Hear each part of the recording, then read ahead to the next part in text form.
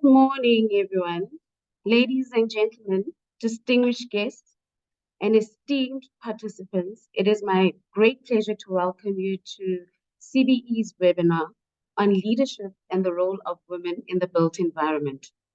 Today, we have the honor of introducing our esteemed program director, Ms. Nomvula Rakolote, a trailblazer with a wealth of experience, expertise, and a passion for creating positive change.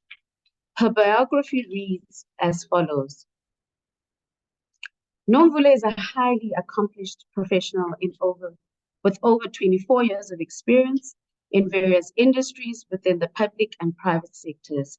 With a background in academia and government, she has excelled in numerous leadership roles, making significant contributions to the construction industry. Currently serving as the Chief Executive Officer of the Association of Construction Project Managers, ACPM, and former CEO of the South African Council for Project and Construction Management Professions, SACP-CMP. Nomvula has demonstrated her ability to lead with innovation, forge strategic partnerships, and drive transformative change.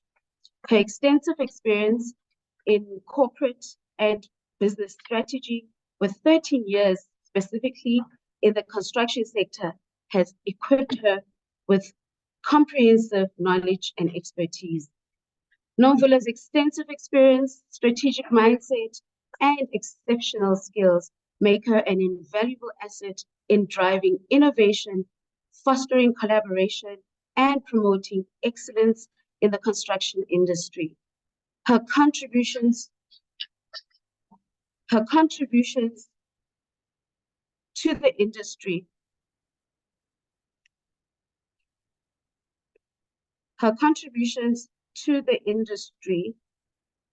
include leading prestigious award programs, establishing platforms for industry dialogue, and influencing policy development, demonstrated in her expertise and dedication to advancing the profession.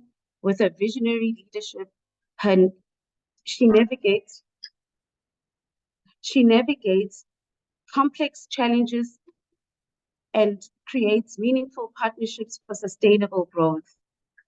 Nomvula's expertise in business development, negotiations, stakeholder management, and project coordination has resulted in driving organizational growth and achieving successful outcomes.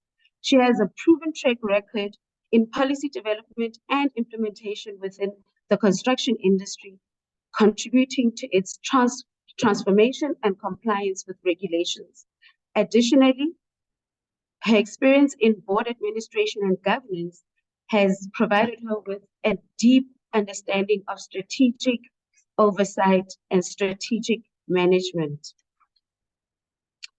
Without further ado, let us warmly welcome our Ms. Rakolote to steer our webinar this morning. Thank you. Ms. Nomvula, you can take over.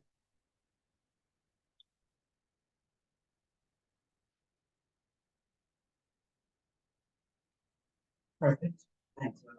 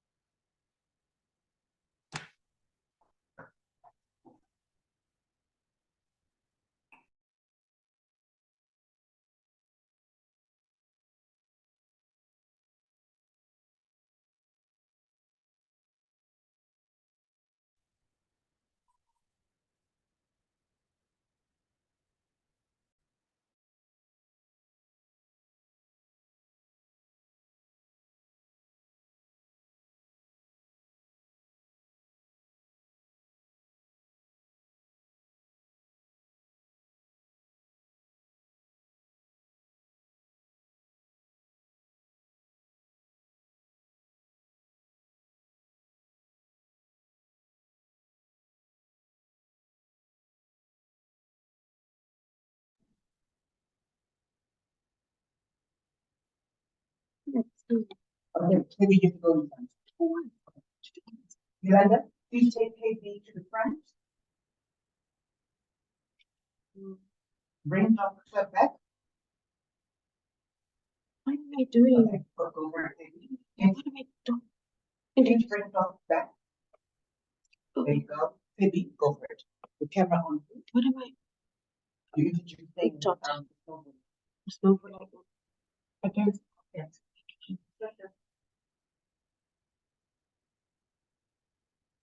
Yes. Mm-hmm. In the front. Wait, I think I'm trying to get to where. In the front. You are in the front. Look off there. It's big. Good morning, ladies and gentlemen. Sorry, I think we're having a technical difficulty. In terms of. I'm going to introduce our project director today, and she's going to be steering the ship today. So if you can just give us 2 seconds to bring her up online to introduce our guest speaker.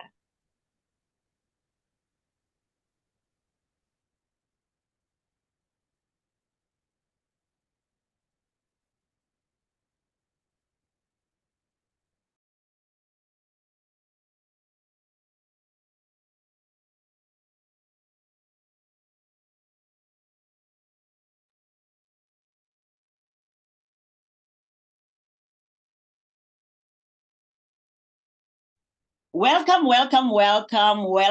to everyone that has joined us online. We are so happy that you were able to make the time to join us.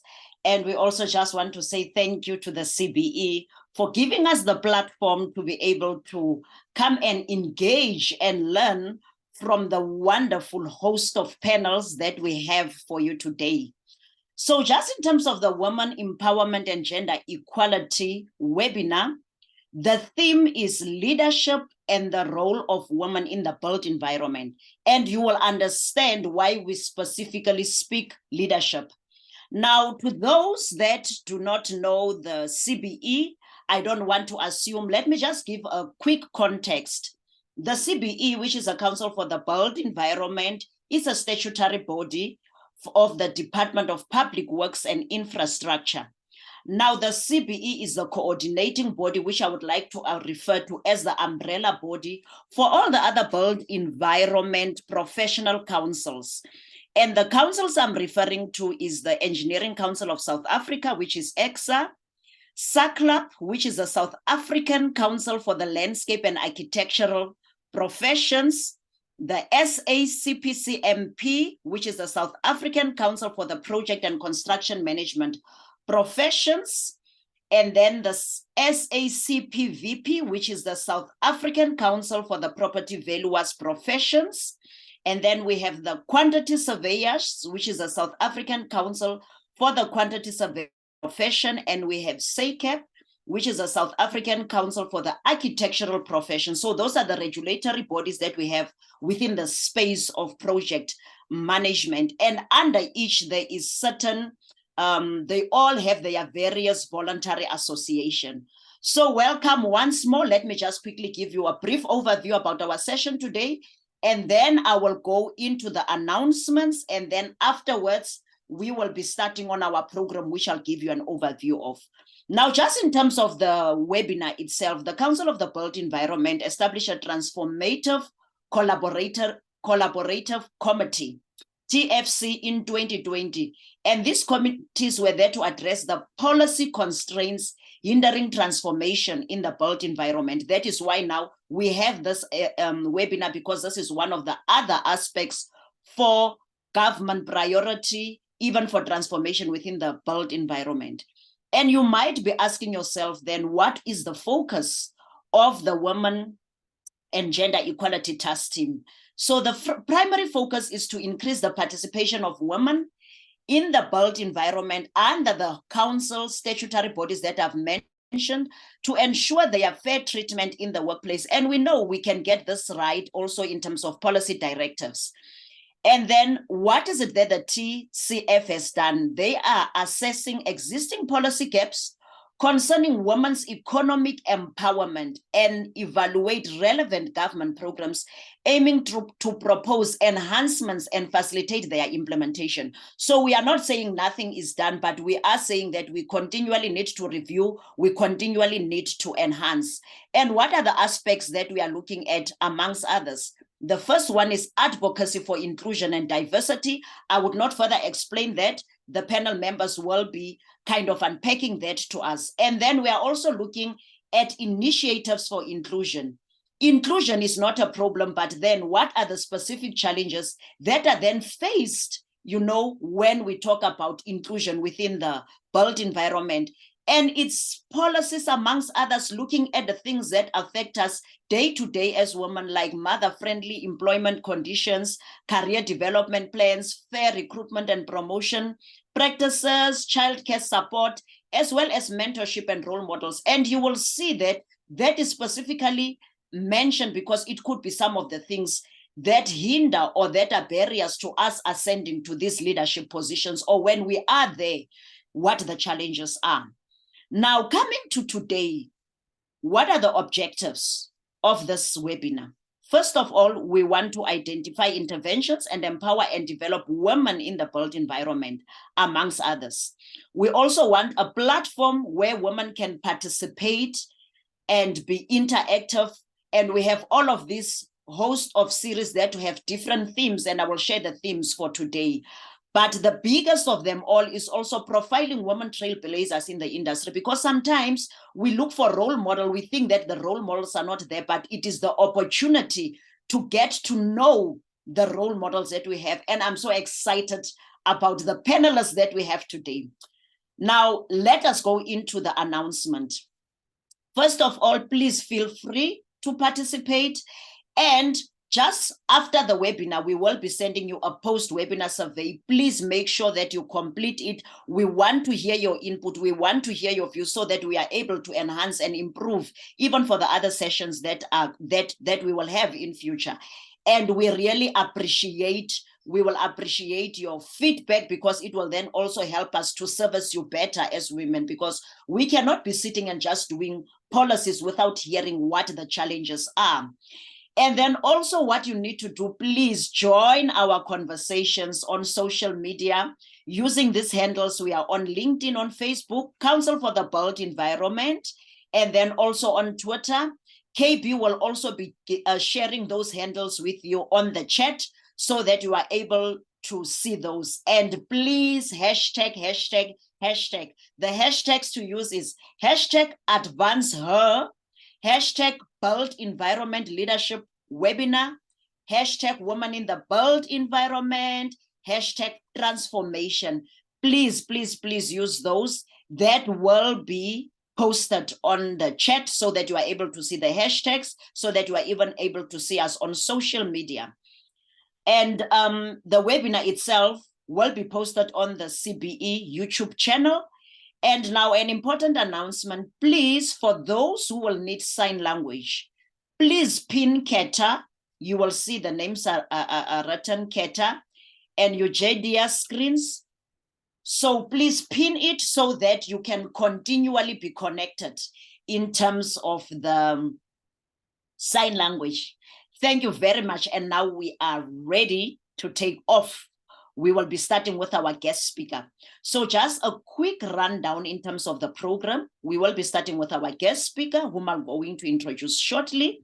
We will have a discussion panel where we are having 4 trailblazers, 4 panelists, and they will be talking about women in leadership, breaking barriers and empowering change. That is the theme of the first discussion panel.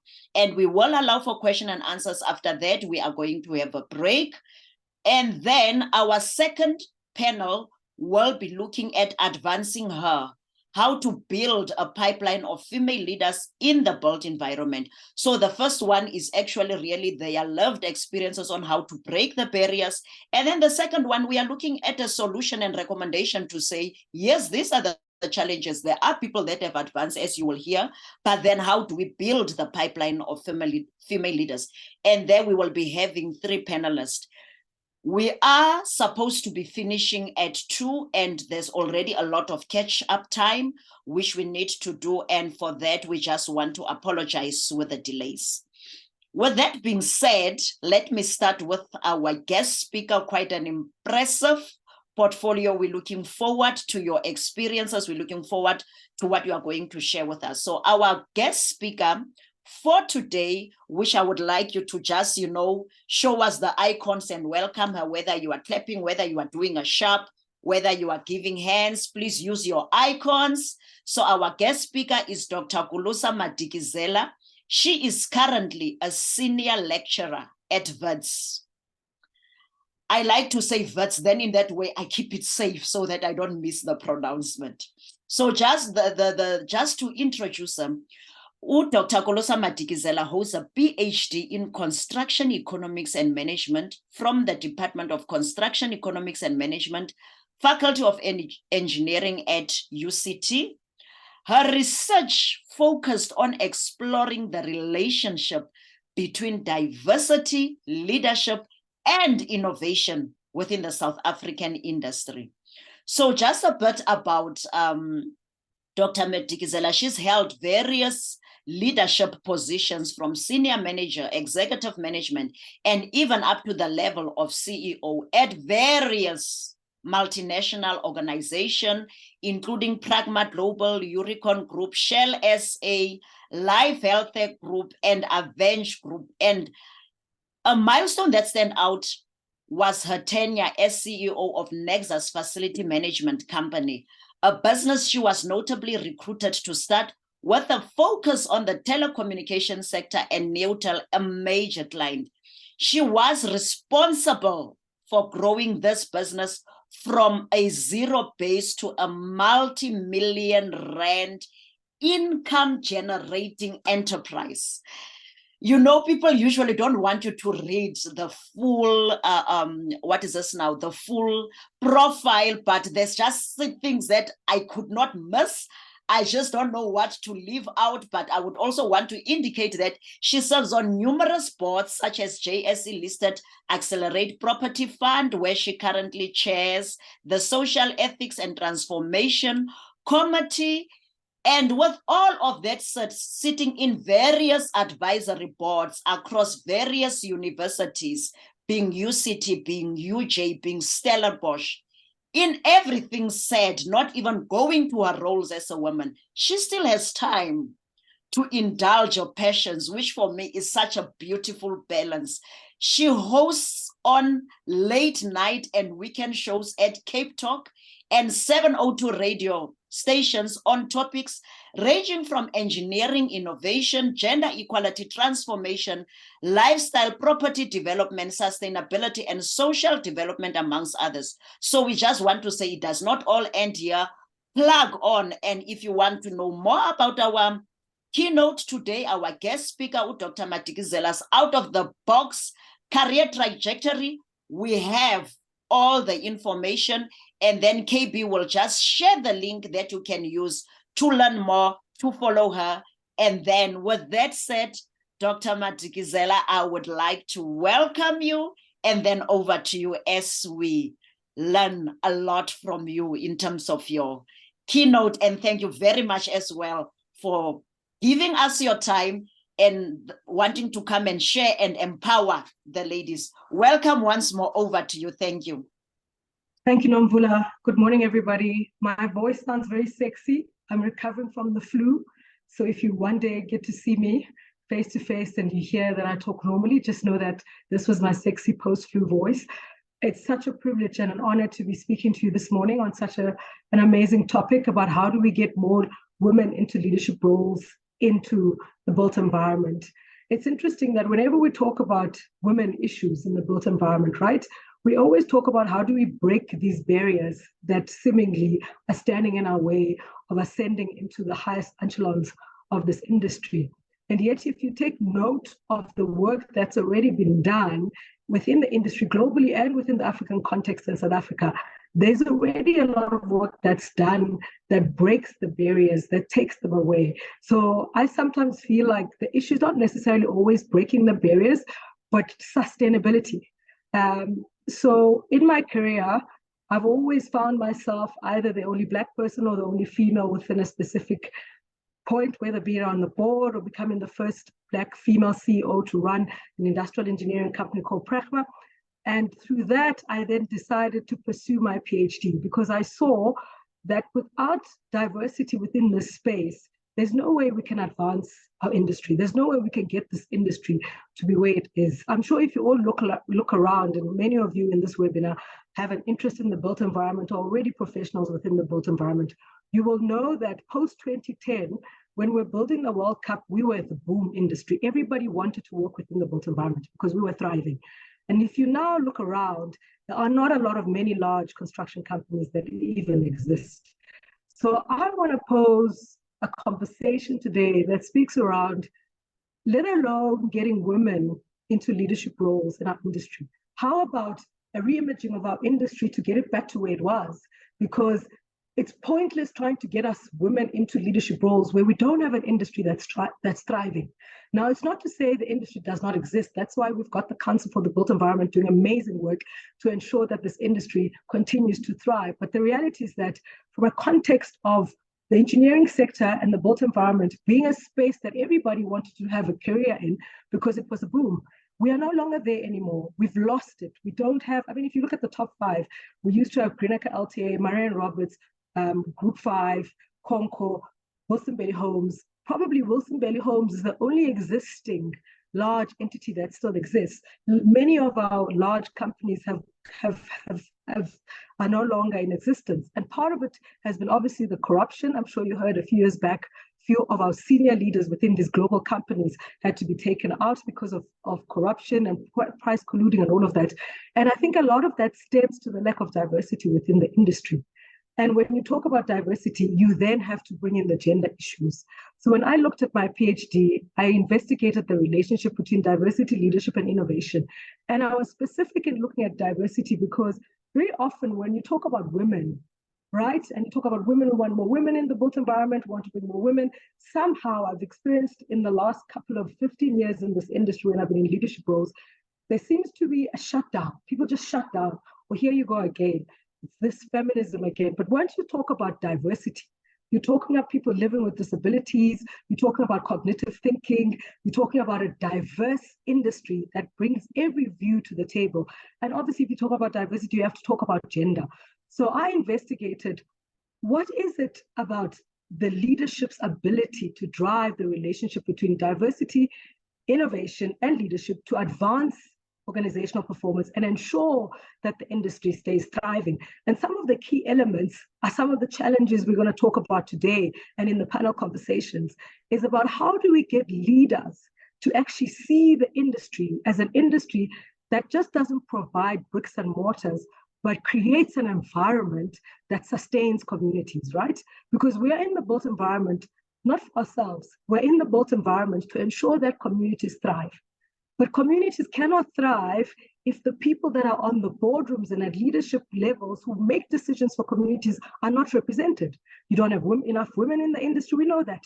Statistics, recent statistics, if you look at the globally, not just Africa, globally, women only represent 12% of the built environment.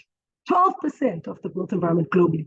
So which means that if we're sitting around the table and we're coming up for solutions for society, women are underrepresented. When we're coming up with solutions for society, people living with disability are underrepresented. People that come from different social standings are underrepresented. So if you don't have a diverse leadership within the industry, we cannot advance our communities. We cannot solve the problems that we're facing today. Issues of electricity. We're going to have a water crisis very soon. And the water crisis solutions sit within us here in the engineering and the built environment.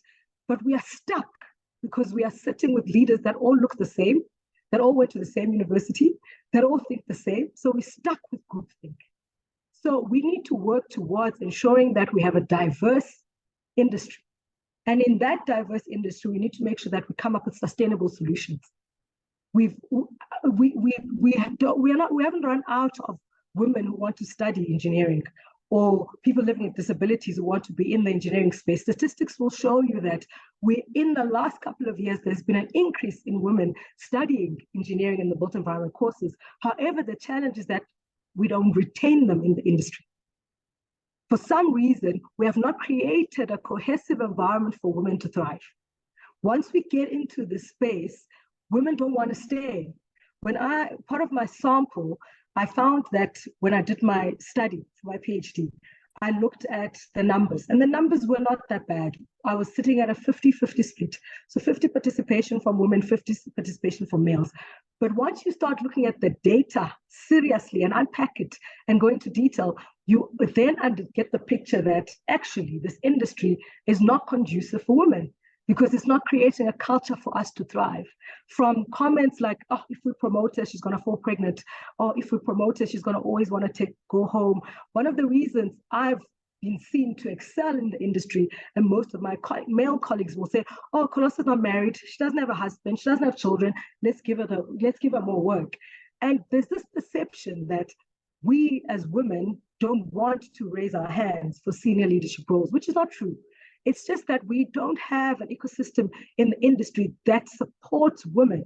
And that's not a malicious thing. That's just the generation of how the industry has evolved. And it's up to us who come into leadership roles as women to also have that voice to change and not be gatekeepers, because very often us as women as well, we are the problem. Once we get a seat at the table, then we become comfortable. And we like being the only one, and we don't want to bring others in. So the more we can get more women into this space, then we can start ensuring that we create sustainable solutions. So I think beyond just breaking the barriers, we need to ensure that the environment that we create is cohesive for women to stay. We need to create an environment for us to thrive. We need to create an environment for us to be able to set our own standards of how we want industry to work for us as women, right? We cannot expect men to set standards for us. We have to set them up. And fortunately, there are women in leadership roles. We are there.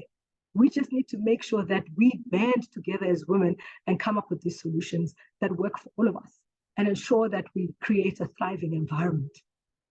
Very often, I'm asked, what does it feel like to be a woman in a male-dominated space?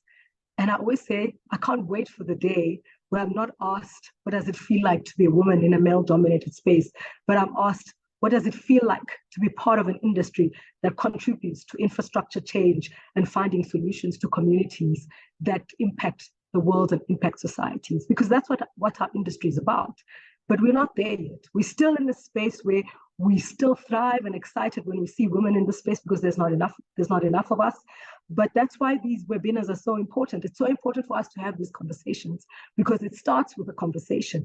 But I'm also can't wait to see a point where we move beyond webinars and start having workshops and start actually going to construction sites and having these conversations in lived experiences on sites where we can change the environment and the culture within our industries. So one of the things that I found within my PhD when I did the study, I interviewed over 24 leaders within the global industry. And obviously, because of the nature of the industry, majority of them were male. Because when you look at the career trajectory of women versus males within the industry, as I said, there's not a shortage of us coming in, but the data showed me that if you look at the statistic, women stay about 5 years. If you're looking at 5 years, women within 5 years experience in the industry, then there's many of us. Once you start getting to 10 years, then the numbers dwindle. Once you start to getting to 15, then we're sitting in the tens. And when you start to getting beyond 15, we're sitting in the less than 2%. And then it's even worse when you get to C-suite and you look at leadership. In my leadership sample, almost 100% of the organizations that I served that had males sitting at leadership at EXCO level. I was the only female at EXCO level for a number of years. So the challenge is that it's not that we're not coming in, we're coming in. The challenge is, how do we retain women, and how do we make sure that we create an environment for women to be sustained? So some of the solutions that I suggested and recommendations was that, A, we need to ensure that when we are educating our people within the built environment, we also teach on cognitive thinking, because one of the challenges that all the leaders are interviewed they express being challenged with talking about these issues. It's a hard topic talking about diversity. It's hard talking about inclusivity. It's hard talking about transformation. It's hard talking about innovation, because I'm trained as an engineer to solve a problem. But we forget that we're solving problems for humans. So we need to find a way of bringing cognitive thinking and artwork and what they would call soft skills, now we call them cognitive mannerisms, into the space so that leaders can create ways that can make a sustainable environment. Number two, we need to be able to create a safe space, bring psychological safety in the built environment for women to be able to voice out, for women to be able to express when they feel harassed when they go to site, instead of coming back and saying, I don't ever want to go back to site again. If you had a space where you can actually express, this is a behavior I've experienced, so that behaviors can change. Number two, a voice for all of us as women. We need male champions. I mean, I'm sitting here and I'm thinking, I've been in these discussions over and over when we talk about how do we get more women into the space, and there aren't men. We need to get to a point where we bring more men into this conversation. This conversation is not a women conversation. It is an industry conversation, which means that we need the majority to be part of the conversation. We can't be in the minority and having these conversations among ourselves. We're not going to move the dial. We need men in these conversations. So male championships is so important. Mentorship is important, because it's important for other people that are coming in to see somebody that looks like them, that represents them, to give them the courage that I can also do it. But I think also we as women need to learn to also stick up for one another and not get there and be comfortable and then become a blocker for other women to come in. We really need to rise each other and lift each other as we rise. So I think from my side, it's really about creating an environment that's sustainable for women to thrive, that women have a voice to be heard of behaviors that are not correct, and self-correct so that the industry can then self-correct. Women, number two, to be able to be assertive about what we want. I think one thing that COVID has taught us is that anybody can work in any industry, right? Because we've worked in our homes, and yet women carried the biggest brunt during COVID, because we still had to be caregivers at home. We still had to look after our children, and we still had to show up at work. But I think if one thing that COVID did, it leveled the playing field. It showed that the systematic view that women cannot thrive in highly technical environments is not true, because we can create work wherever we are, and we can work in whatever environment we are, because at the end of the day, what they're after is what is in our brain. And all of us have gone to the same universities, we've been taught by the same professors, so our outputs should be the same, irrespective of what we look like. And that's why I believe diversity is the key. And we cannot have inclusivity if we don't have diverse people sitting around the table that can bring the various different ideas in. So I think it's really about moving the dial in the sense that women, we need to have a voice and we need to be heard. And I think this is part of it. But I think in future, let's make sure we bring men into this conversation so that we can start having the majority participate in this drive for gender equality, and if we ever want to get gender parity. And number two, we need to lift each other up.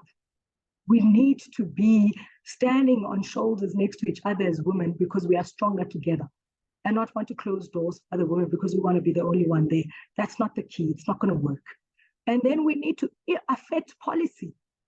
We need to do these studies. I didn't do a PhD just for the sake of having a PhD. I did a PhD so that I can take these solutions and then put them back into industry so that we can change. I didn't want to be somebody who's sitting at boardrooms and just continually talking about these issues and just becoming noise. Now I back it up with data. I back it up with statistics. I back it up with research that I've done. So we need to be able to put these conversations at board levels and drive these conversations harder. One of the things that came out, the key findings, is that issues of gender, diversity, inclusivity, transformation cannot just be an HR thing. It cannot be sitting with the HR manager. It is a CEO's job to make sure that it's part of their agenda. It is an EXCO agenda. And as soon as these things start being board level and EXCO agendas, not just being put to SETCOs, social ethics and transformation committees, and just HR, and just to the head of transformation, we're not going to move the dial. It has to be an agenda item at a CEO level, at an EXCO level, with a KPI attached to it, where we can measure.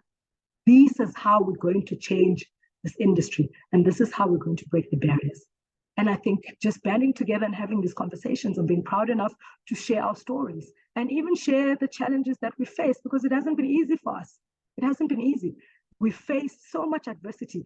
One of the things that's coming up a lot now in research is what they call the AQ, which is the adversity quotient. And I say the reason why women are so successful as leaders, and the reason, and the statistics will show you that women, companies that have been led by women as CEOs have had up to 20% more bottom line contributions than organizations that have been led by men. Because in our nature, we nurturers, and in our natures, we create psychologically safe environments for people to thrive in.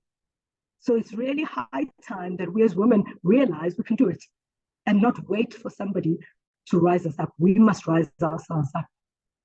I'm hoping that you're going to enjoy the rest of the webinar, and that the conversations that are going to flow are going to talk about all the work that's already been done. I think we tend to dwell so much negatively on the fact that the numbers, there's so little of us, and we forget about what has already been done.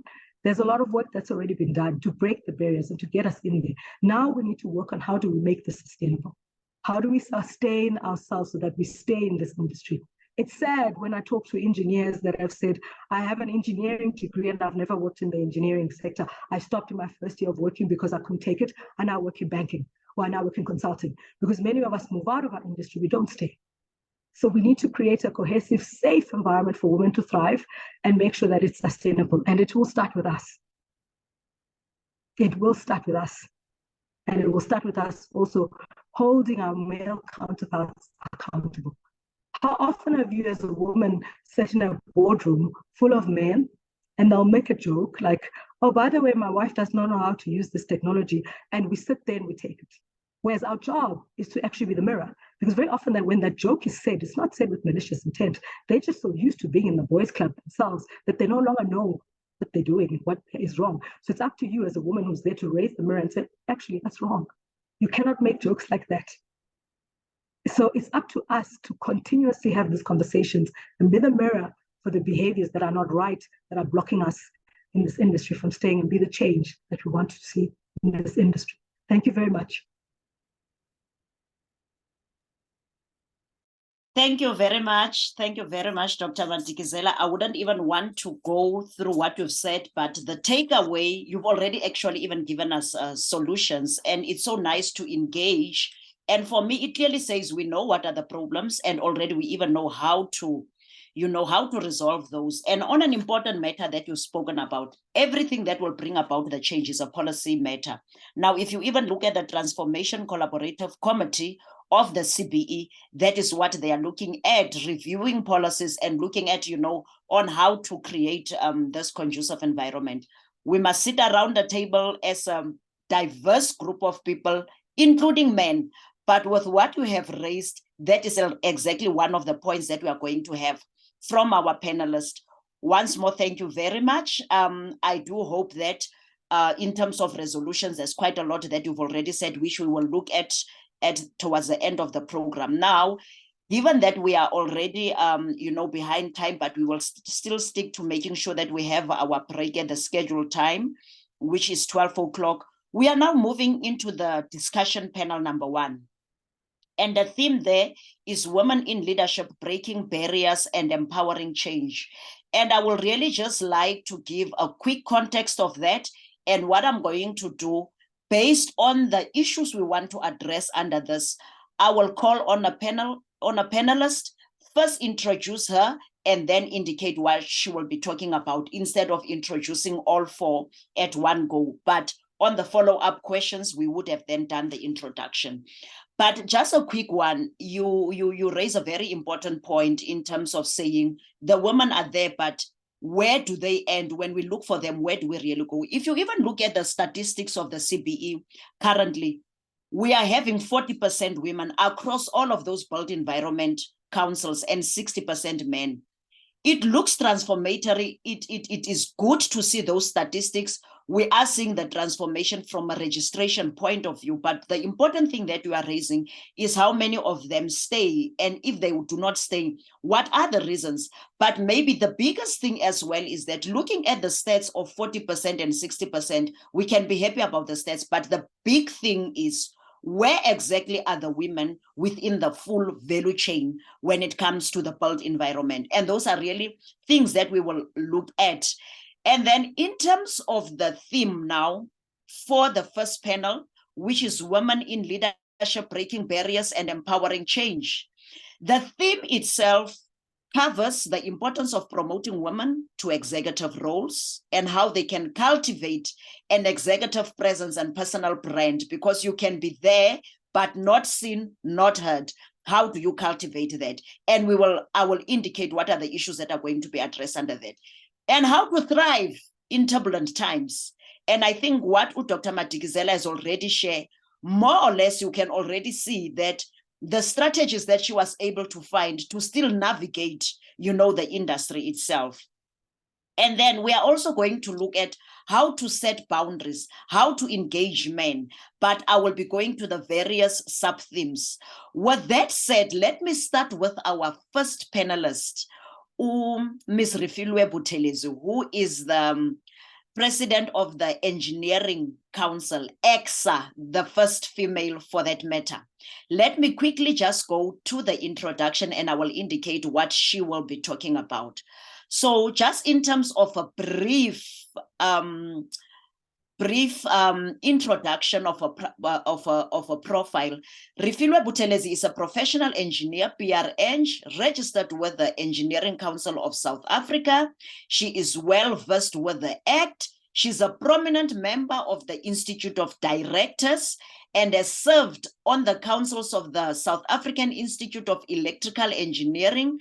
She is also currently a non-executive director for SANRAL, the first female president of EXA, and amongst others, her numerous accolades include in 2022, University of Johannesburg Dignitas Award, 2022 and 2017 Mover and Shaker of the Year Award under the Rand Water COO portfolio. In 2021, Women in Engineering Award. In 2021, again, winner of the Inspiring 50 Women in STEM. And then in 2013, Young Engineering Achiever. And she served as the Vaal University of Technology Chair of Council, where she was charged with protecting the institutional autonomy and the academic freedom of its employees, upholding public accountability and institution, and deliberating on the nature and roles and participation of all stakeholders. With that being said, Ms. Buthelezi, I would like to welcome you and thanks once more for your time. We did meet at other platforms. It is always so refreshing, to get to learn from your own lived experiences. Now, as I give over to you, I would like you to please share with us in terms of the theme itself. And under this theme, can we just talk to us about how to cultivate executive presence and personal brand? And that becomes important for us, especially for someone like you, based on your experiences and also based on your current role, actually, as the chairperson of EXA, but even your other role where you were chair at the Vaal University. So can you maybe take us through your own experiences, give us the recommendation on how to cultivate executive presence and personal brand, because it doesn't help to be there in the leadership position, seen and not heard. And I would really like you to also touch on how can we combat the imposter syndrome, which seems to be a big thing when it comes to leadership, and how can we define and showcase our unique brand, and also how can we project competence and calm, because that's just how you come across. That is how I am perceiving you, because most of the time when we raise issues, then it's a matter of women are always emotional. So can you please just share with us on how to cultivate the executive presence and personal brand, on also touching on the aspects that I've highlighted? Over to you, and thank you very much. Thank you so much. Thank you so much for having me to CBE, and good morning to everyone. The question you've asked, Mem Nomvula, is so bulky. I will do my best to break it down, and hopefully our listeners and everybody who's out there will get the gist of it. So the first thing for me is the harnessing the brand comes really way later. That is what has happened to me. And why was that? Simply because I'm an engineer and mine was just to focus on the work done and to solve problems. The main purpose for me, though, was that I became very intentional early on in my career. And what do I mean by intentional? I knew that ultimately I want to be sitting at the table making decisions, wherever that table was, in whatever form it came into. But I wanted to make an impact. And for me to make an impact, I knew that I was not going to get there alone in a male-dominated industry. So I was very fortunate to have started off being an ESCOM bursar and working with an HR team that really allowed me to have an opportunity to say and to have an influence in my training program. So that enabled me to then come out and say, Miss HR Manager, for my training program, the first thing I would request is to have a mentor. So when I walked into ESCOM, I was paired with a mentor. And I understood that for me to get a mentor, it will significantly reduce my training period by an X amount of years, because I would also equally learn from that mentor, but also he would open doors for me and enable me to meet the people I wanted to meet. So I was very intentional about that. I would ask him, I would like to meet this manager. Help me please to open the door. Once the door is open, I will walk in there. And I had the courage to ask for whatever it is that I wanted at that time. So I understood the worst thing that could happen to me during my training period was for me to get no as an answer, and I'm still alive. I will move on and knock at the next door. So I think for training purposes, for my training period at ESCOM, at that early period, I really had a mentor. I was intentional. I was courageous enough to ask for help. And I think that is something that anybody who is listening in the same space should not fear to do. Have that courage to ask for help. Have that courage to request for a mentor and be intentional. I understood that for me to be the best engineer, I had to get my hands dirty. So I never shied away from doing the hardcore technical work. I understood that that is the foundation within which I can later on stand and say, I am a competent engineer. So that was the second thing that I made sure that I do. And of course, I also understood that coming in from university, I don't know anything, which means that I will depend on every single person that I was going to meet at ESCOM, being the engineer in training, respect them, appreciate them, and learn as much as I could from everybody. So I never had to have that working around the corridors with my chin up, saying, I'm an engineer, you're not, I know more. No, I understood that I was there to learn from everybody. So for me, that was important, because that also helped me to actually have people who were there to make sure they supported me at all cost. The people around me wanted me to succeed. And I think that, from a training point of view, assisted me a lot. It then moved on to give me the confidence, to understand that what it takes is hard work. I may not be 99 or 100% there, but I have the confidence to understand my capabilities, which means that if I then sit at head office and I feel I'm now the senior engineer here at the head office, I'm busy with all the asset management strategies, but I don't quite understand how operations are functioning. I had the confidence to actually move from head office back to operations, because I knew the gap within which I needed to fill. I knew I had to have more experience within operations.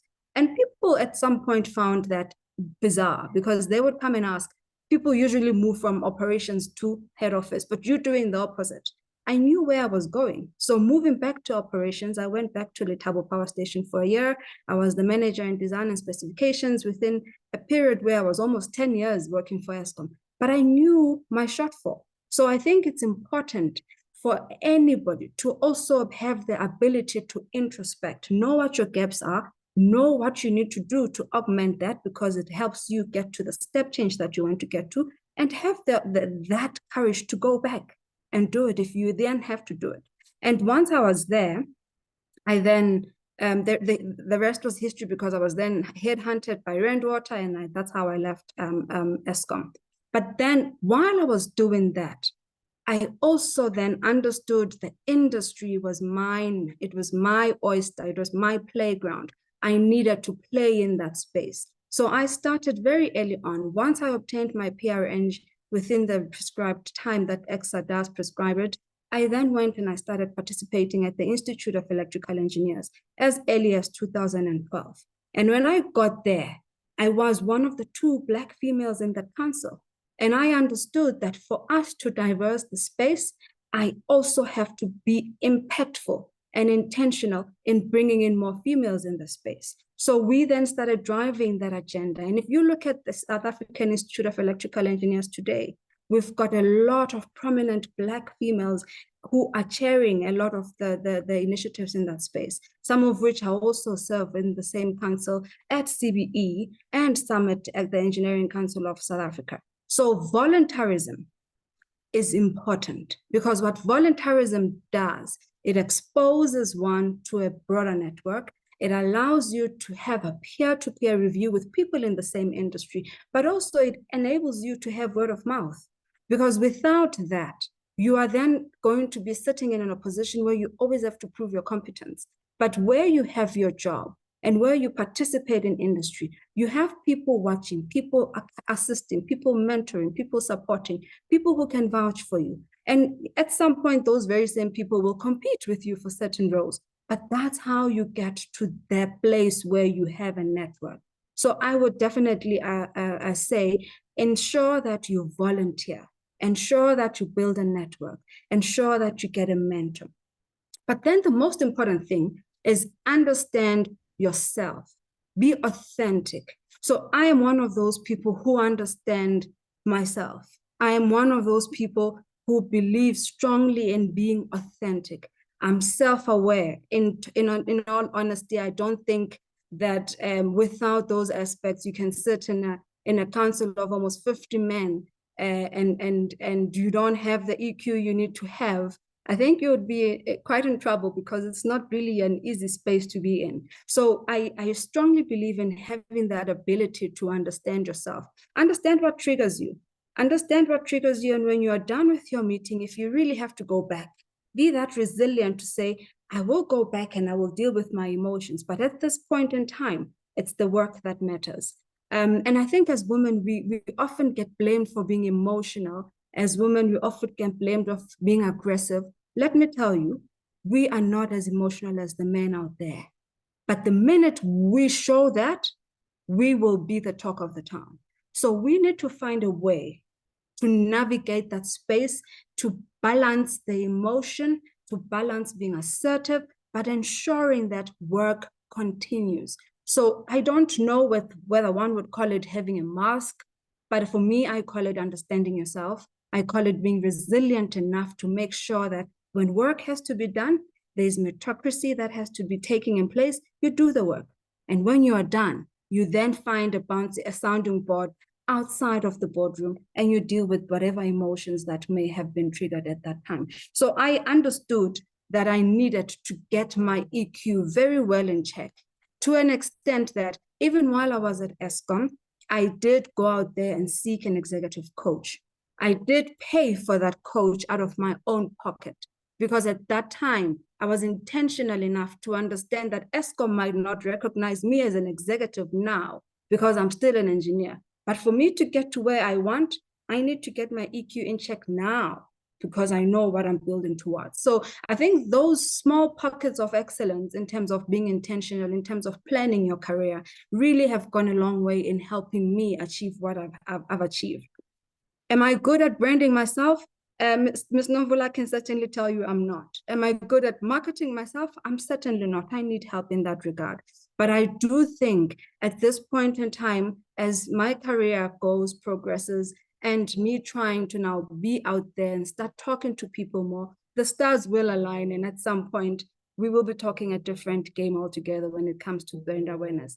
But it's all being authentic in the space, all being approachable in the space, mentoring people where you can mentor, and understanding that the very same people that are within your network will probably want the same things that you want at some point. So have that integrity to still talk to those people, because your network is the same people that if they obtain the position, you have won because it's one of your own. And I think it would be nice to have similar people as well who think the same, that if you get that position, they have won because you are all of the same network. So it's important to have a network of people who feel similar to as you about them, because I promise you that ensures that you have people who have your back, you have people who support you no matter what. Because I think it's important to understand, for me, what support is. It does not necessarily take the aspect of collective responsibility in the boardroom, but it does mean you've got people who are willing to come back to you and say, what did you do there? Do you need to talk? What can I do to help you? You see, because when you're in the boardroom and when you are running organizations, it's a lonely space to be in. So you do need to have people who can always come in and check on you. First of all, you do need people who can always come in and tell you where you are going wrong. So if you don't have a network of people that do that, I would say go look for a new group of people who will definitely help you with that. So Ms. Nomvula, maybe I can leave it there for now, but that has been really the aspect within which I have navigated the space that I have. And sometimes it's important to also understand, if it does not work, it's okay to walk away.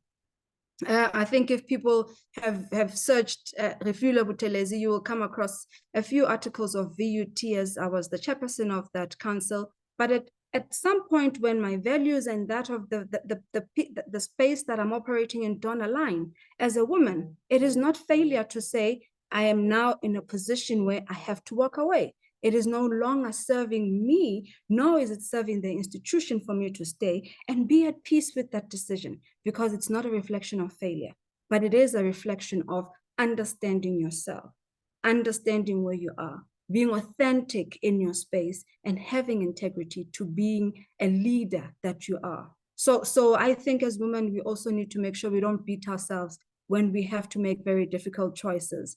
And sometimes it's okay to say no. And I often say, there's so much pressure of, for example, ESCOM, saying now we need a female to come and run ESCOM. What if the female comes and says, no, it's all these men that have messed it up. My name is on the line. I don't believe that it's my turn now. Someone else can go and fix it. There's nothing wrong with that. That doesn't mean as women we're running away. It just means we have the liberty and the understanding to know what is good for us and have that ability to say, no, thank you on this one. Let me opt for the next door. So let me leave it there for now. Thank you very much, Ms. Nomvula. Thank you very much, Ms. Buthelezi. I think you've laid a solid foundation in terms of the panel discussion, in terms of the areas that we want to cover under the theme, and very important points that you've raised there. What I'm taking away is be intentional. Have your own personal strategy. Acknowledge your strengths and your weaknesses, which you've even acknowledged now in terms of executive's presence, to say that you need help with that branding. And the biggest thing is be responsible for your own development. The fact that you went to find your own mentor and paid, you said my development is not my employer's responsibility. You are investing in your future because you know yourself and you have your personal strategy. I think for me that sums it up. Now I just want to build on to the conversation in terms of the next panelist, because now I will just look at the theme so that I build onto this conversation. With that being said, I would then like to call upon Ms. Nompumelelo Nzuza. And before I call upon her, I'm going to introduce her and I'm going to say what aspects she will be covering. But what I would like to encourage as well, please, you are welcome to still continue and post your questions. I see Kiabetu is busy answering some of the questions. If you are posing questions to the panelists, please just indicate to which panelists as they speak. We will still pick up on the conversations, during the Q&A session. We will not be able to answer all of them now online. It will be nice to further engage. So the panelists are welcome to then respond, but we will further elaborate and give them chance and reflect back on the questions. And thank you very much for the comments that we are seeing now. And Kiabezu, thank you very much for continuing to answer those. Please hashtag. The hashtags are there. Our social media pages are there. I've not seen anything so far because I've been checking on that. With that said, I would like to move to Ms. Nompumelelo Nzuza, the managing member of Nzuza Architects and Cooperative. And I'm going to her as a panelist because I want to build on some of the solid foundation which you've already set, Ms. Buthelezi, in terms of what you can do as an individual. But let me quickly just introduce her. Ms. Nzuza Sandile Nompumelelo describes herself as a driven individual whose approach is rooted in social development needs. Her interest is new building technology, design system, green building projects that optimizes economic and sustainable build solution. She is a professional architect and has been a managing director at Nzuzo Architects Cooperatives since 2010. Beyond COVID, here we are. So there's quite a lot that we would want to learn to say, how did you navigate that? You know, as a managing member of Nzuzo Architects as well since 2010, we would really like to know from your lived experiences.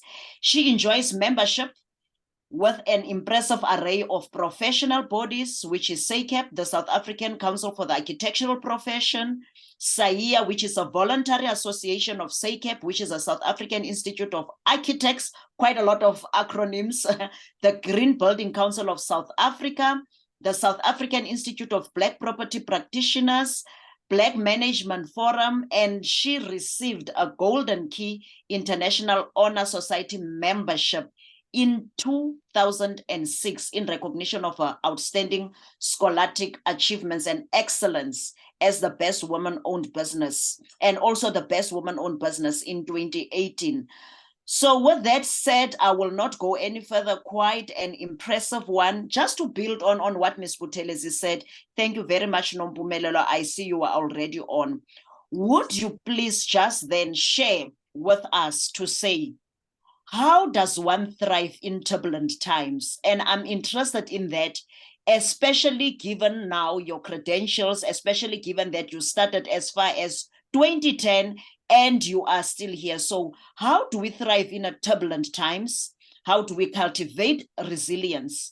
And then I would also like you to touch on emotional intelligence in leadership and finding balance and building a support system, because surely there's some things that we can never do alone. And I'm just also building on to the personal strategy that Ms. Buthelezi has already talked about and acknowledging our strengths and weaknesses. So can you share with us how to thrive in turbulent times, how to cultivate that resilience, because it is resilience that has brought you to where you are from where you started.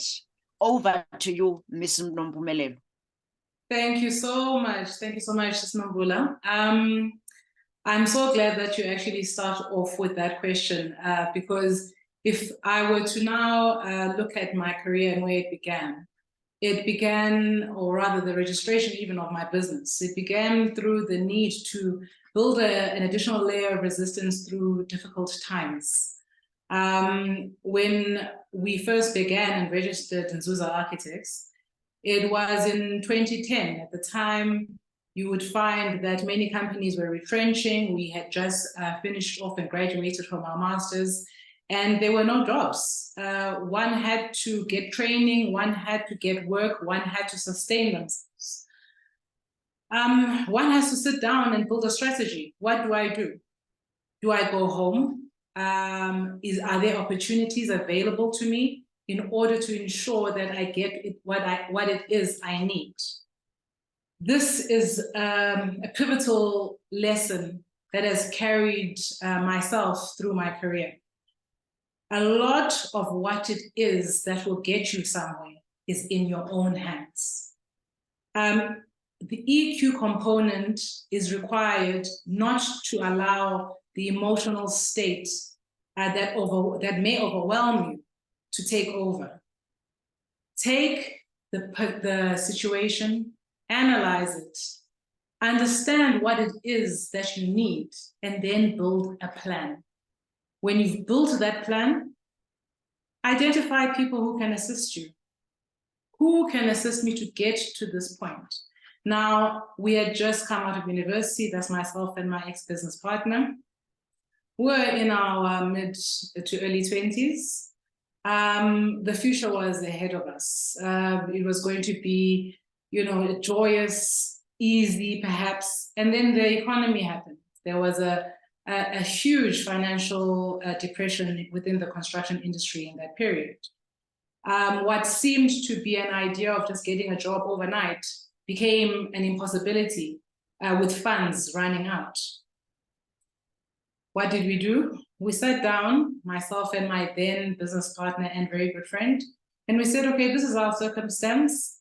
Let's register a business in order to allow ourselves to actually get the experience. But in order to get the experience, we would also need someone else to watch over us. Hence, let's get ourselves a mentor. Upon that, we found ourselves making an agreement, an arrangement with a company to mentor us, so that we could A, learn, B, sustain ourselves financially, and obviously create an ability to learn along the way. We didn't know as much at the time. Resilience is not just grit. Yes, of course, it comes through, in many cases, a historic level of hardships may build that level of resistance to that hardship. But really, I find that the number one aspect is to try and take the emotion out of your situation, but also have the sounding board, have someone to communicate your problem with. Don't internalize it. You are an individual who's capable of immense amount of intelligence, abilities. I mean, we had graduated at that point with our master's degrees. But with that, you will find that many people fall on the wayside because of self-belief, because of an emotional state. Now, what I would advise many young women out there, when I talk to the emotional intelligence component, is being very careful of the imposter syndrome. Imposter syndrome is something that I have dealt with. I've had to deal with throughout my career. Even as I talked to you about when we began, straight out of university, as companies were retrenching, the economy was falling apart, no one was hiring. It took me years running this business and being part of multiple committees, still carrying some of that until I actually decided that along the way, this is something I must deal with. Imposter syndrome is not just a feeling that you have upon yourself that you are not good enough. You obviously have got the qualification, you obviously have got the expertise, but you still have this irrational feeling. But you will find that even your environment may encourage such a feeling. Again, you need to take a second to just try and objectively look at your situation. Why is it am I feeling this way? Is it the environment I'm in, or is it something that is within myself that I need to fix? About or within myself? Is it something that is coming from my background, where perhaps in the home, as that woman or as that female, you weren't given the opportunity to speak, you were not heard? Is that something that you are responsible to take care of? You'll find that the answer is not just one, it's a multitude. In, unfortunately, many cases, it's not just your background, but it's also the environment that you're in. But you have the power to dismantle the history, and you have the power to change the environment you are in. Many times you'll find that you need a support system as well.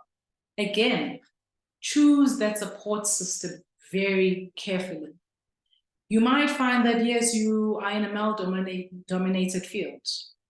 Yes, the field is highly male-dominated, but you can't just decide to ally with any man. Assess and pick your allies. Those are the people that will assist you navigate your career. We need to be realistic about the conditions that we find ourselves in. You do need your male counterparts as much as you need your female counterparts, but not just any. Look at the history of the individuals you want to select. Look at the teams that they operate. Are they well respected? Do they have integrity? How do they operate within their sphere? Be very careful of this, because just like a partner you might select in marriage, this can make or break how you are perceived, who you stand next to. Sis Nomvula also pointed to the importance of promoting your brand. I've had to look at this along the way. And the key element, and I found this to be coming from my parents, is integrity.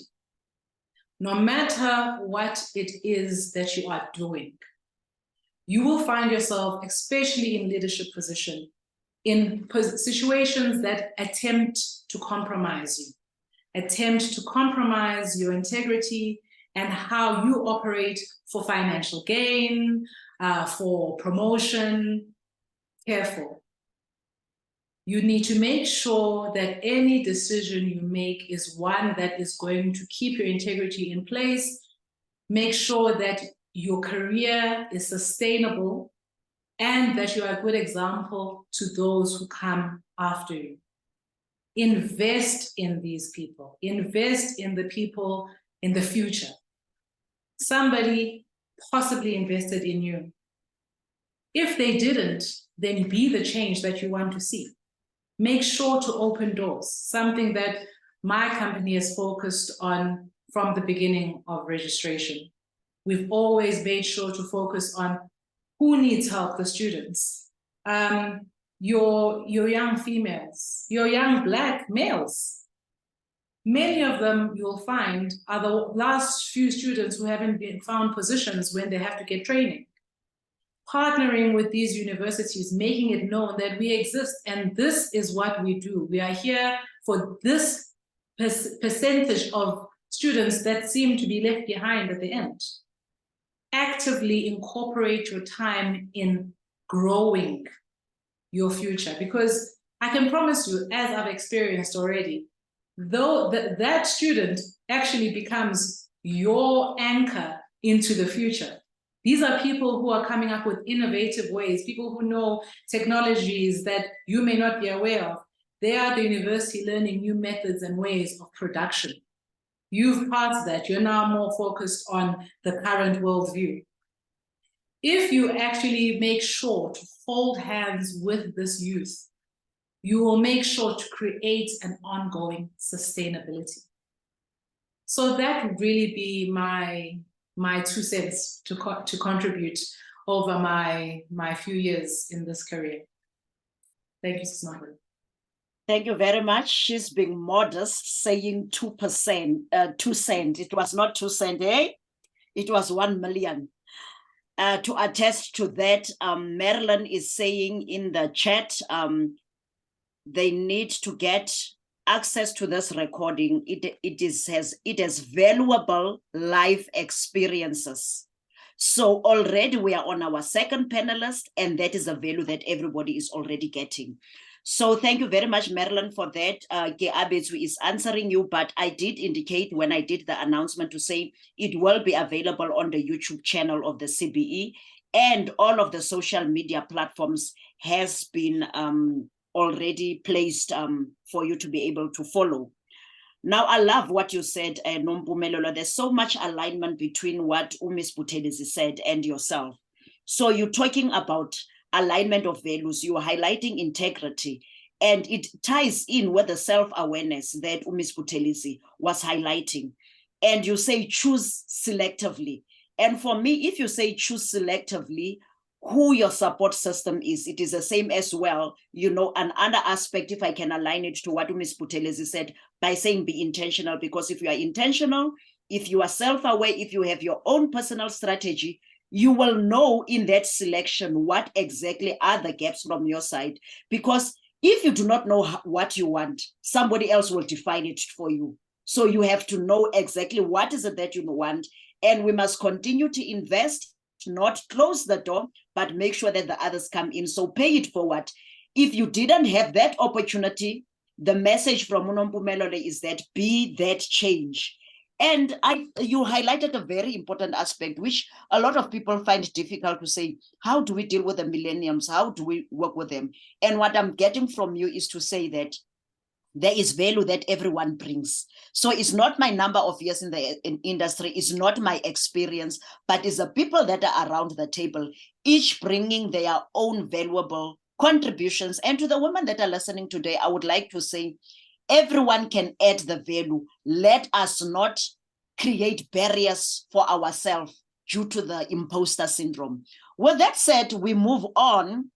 And then as we move, thank you for once more, Nompumelelo. And as we move to build onto the conversation, there's a lot that is coming up about the self, about what to do as a person, to say, first of all, you are responsible for yourself. You are responsible for your own growth. I would now like to go to Ms. Mudiehi Mulibadzi, who is also currently the CBE Council member.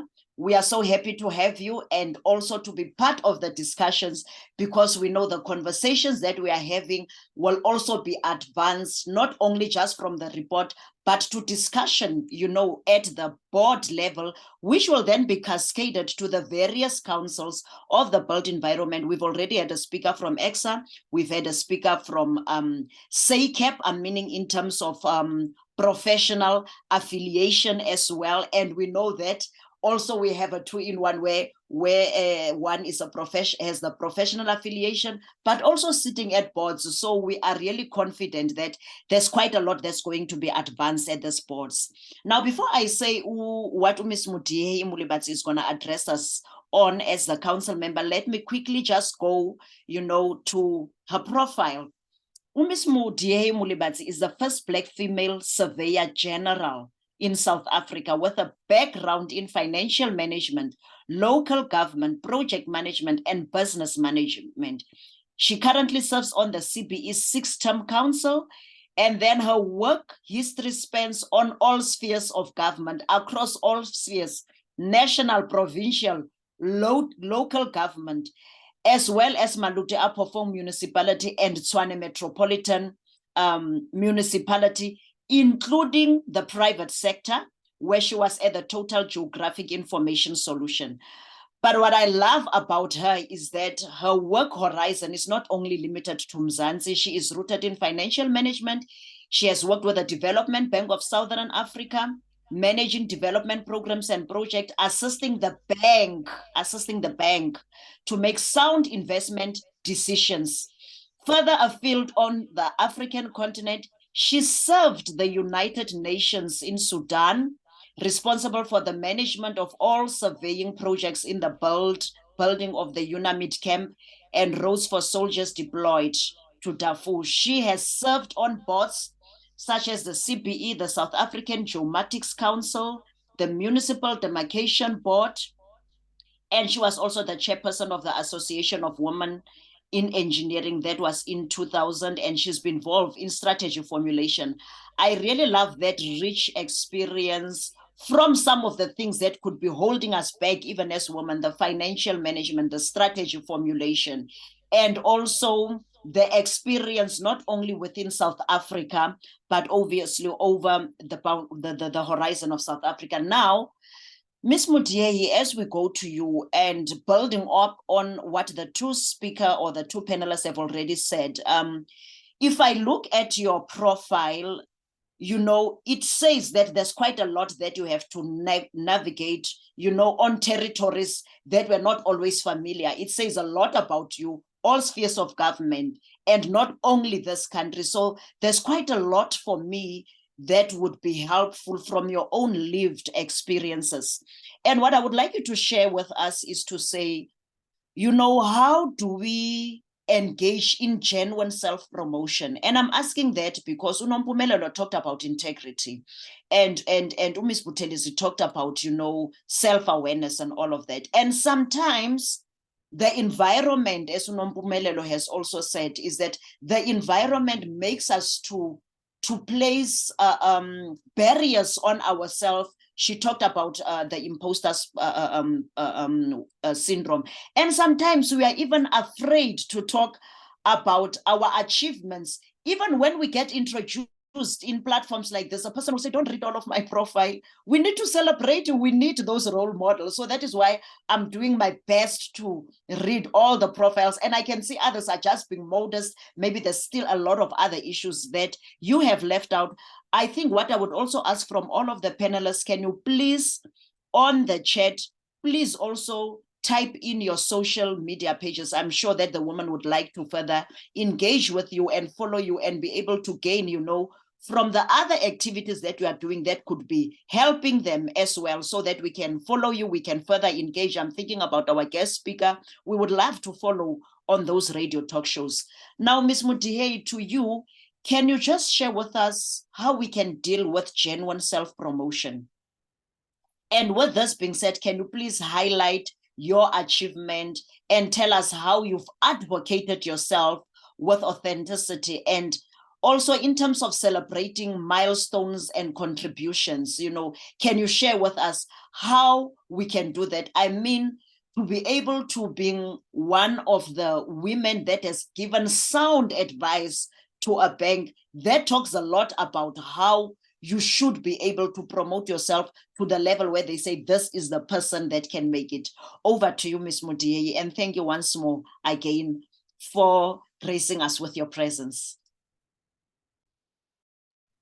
Thank you, Sis Nomvula, and good morning, everyone. Thank you, CBE, for inviting us to the webinar to share. I'm quite excited to be here because there is so much that we could share with each other.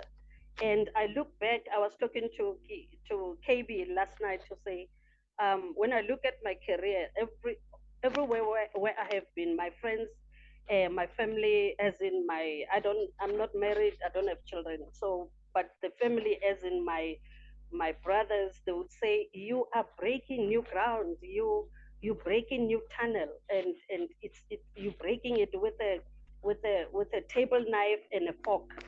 You should understand how hard that is, they would say to me. But then how do you do that? How do you make sure that as you're doing that, and it's overwhelming and it's hard and it's and you feel alone sometimes, how then do you still remember to that you need to still make sure that in different spaces or where you are, that there's recognition, that that there's cognizance of the contributions that you are making.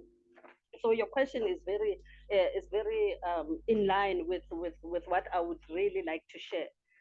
So starting with the person, the self, as in you've got your qualifications, you've gone through your training, you've got yourself a mentor, you've got your networks.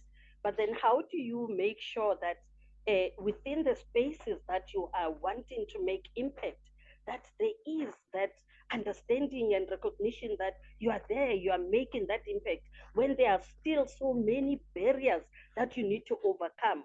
The most important thing is what all the other speakers have said: integrity, authenticity, operating with understanding of your space, and contributing whatever that you can in that space. You've got to have a voice.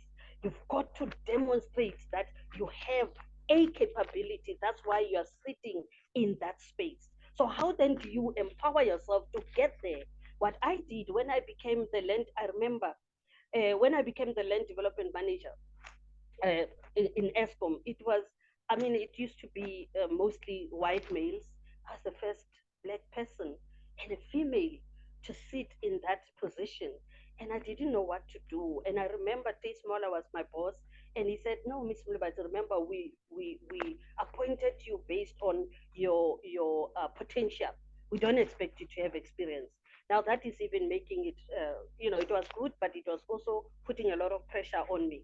So for you to be able to have that authenticity and to also make sure that you expose your capabilities and what you are there to do and achieve, you always have to work with your team. If you cannot acknowledge that there is a team that was there before you, that understand what needs to be done, that you can leverage on, then you are going to create a lot of hardships for yourself. You've got to pull other people on your side. Remember, there would have been somebody who applied for the same position, who was eyeing it for, especially white males. They've been eyeing that position for years. They wanted to sit in that position, but because of transformational issues, then they feel like they are left behind. They feel like the doors are closing on them, and they are not comfortable and happy to see you sitting in there.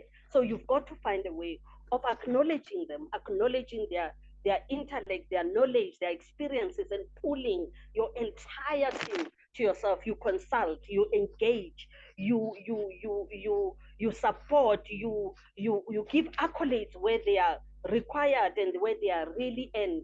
And at the same time, you communicate to the next levels. You communicate what you are busy doing, so they become aware that you are doing something down here and you are meeting the targets and you are making impact. Other than that, nobody is going to know because everybody is busy with what they are doing. So you've got to make sure that you ensure that there is somebody above you, somebody within the space that understands that which you are doing. And when you go to meetings, management meetings or wherever, you've got to make sure that you've got something that you're gonna say. You can't always look at or read and understand everything. Like maybe there's an agenda. You go into to management meeting. What is it that you want to talk about? You can't sit in that meeting and then you say absolutely nothing. Then it's gonna be you see, promoted because of affirmative action, gender equity. Oh, useless woman. So you cannot do that. You've got to look at that agenda and say, what is it that I'm passionate about? What is it that I am well vested with? What is it that I want to really give a contribution to? Because I have the knowledge, I have the depth and breadth of that particular part of the agenda. And when you sit in there, you make sure that when that agenda item comes, you are going to lead, you are going to give input, you are going to unpack how everyone should understand that particular part of the agenda. You do that, people will remember you, people will respect you, people will not feel like because you didn't say things in terms of the other parts of that agenda, then it implies that you know nothing. They will never think of you that way, but they will understand that when it is relevant, when it is an opportune moment for you to share your knowledge and expertise, you will take control of that space. You will take ownership of that space. So when you are moving along and you wanting to expose who you are, you wanting to be remembered for who you are, you make sure that you also support other people, young people, expose them, allow them to come and share with you what are the things that they believe should be done. What are the new things, the technology or the innovative ideas? For instance, when I was still in ESCOM, we used to have a lot of litigation on construction projects because the construction guys will not listen to us about environmental impact assessments and management plans. They will go and cut trees, they will go and kill guinea fowl, etc. So a young man who was my environmental specialist came to me and said, let's introduce ISO 14001. It was not done in ESCOM at that time. Let's introduce it so that we can curb this whole challenge. And I said, okay, if is it in line with the policies of ESCOM? He says, of course it is.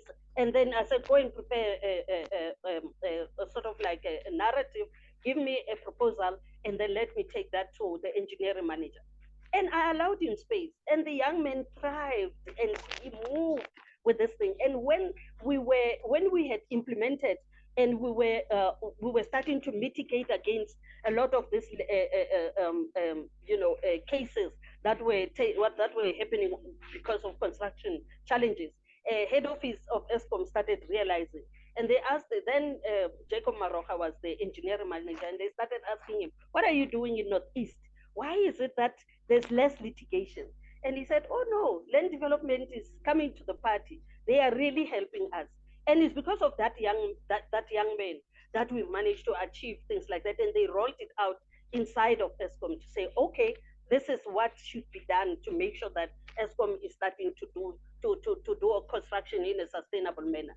So you look at things like that to say, if I could have said to this young man, no, you shouldn't do that. It's not allowed. ESCOM, where would I have been? Where would he have been? Where would ESCOM have been today? So it's things like that where you will be remembered, where people will say, that's the leader of note. That's the person that we should engage with when we need solutions.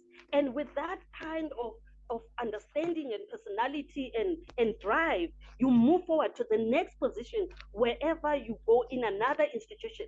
People are still going, because that is the energy you cultivate around yourself. You leverage on other people, you expose them when they want to be exposed, you listen to their advice, you listen to what they are suggesting you should do, but you make sure that it's still within the policies of the country, the policies of the institution, and it's within budgets.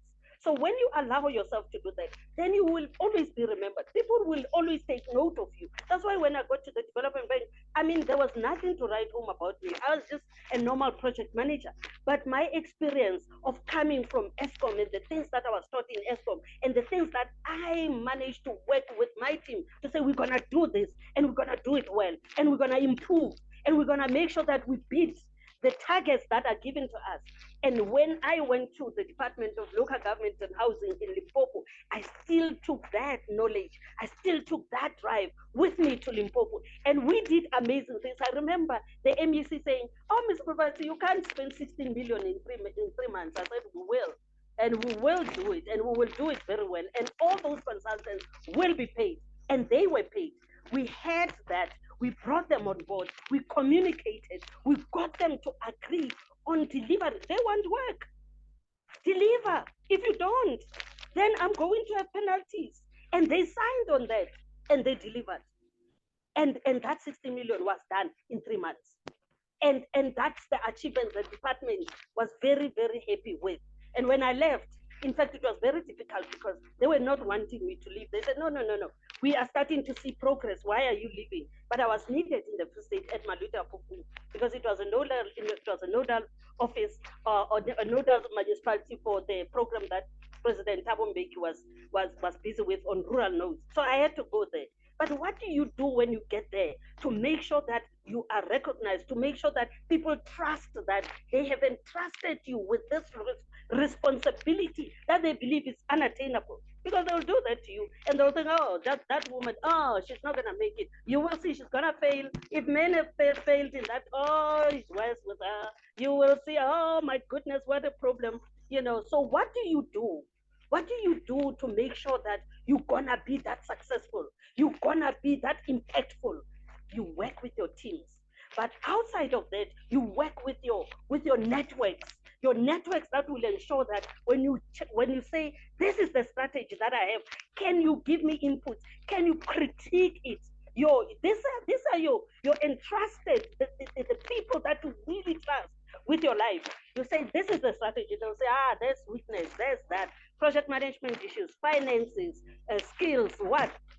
You are running short, then you improve. By the time you present, people think you are the best thing that ever landed. They don't know you've got a whole group of people behind you who are also helping you to be that successful in there. You cannot want to be a miss-know-it-all. It's impossible. I always say, the only being on this planet in the universe that knows it all is only the Creator itself, himself.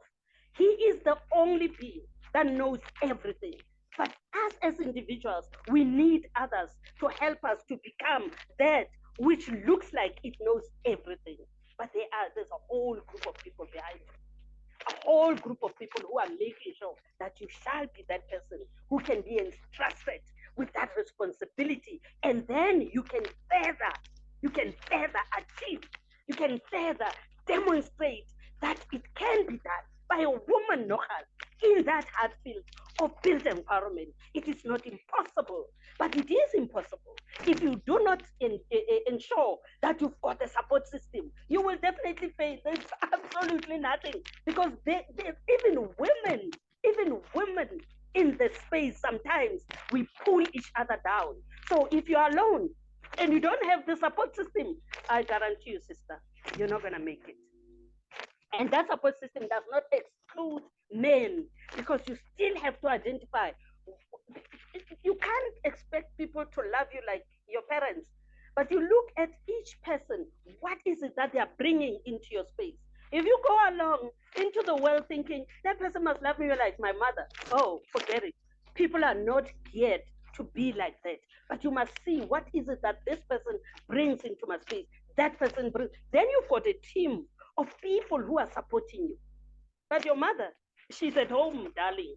She is not with you in the built environment space where you are employed to perform. You won't find that. It's not possible. If you have it, you are very lucky. You're one of the fewest existing human beings who can have that in another human being. So for you to be that successful, you keep on holding and pushing and pulling on the people that are able to get you to where you need to be. In the development, the experience came from all the institutions. I understood local government, understood what is it that made us not to be able to get to where we wanted at local level space.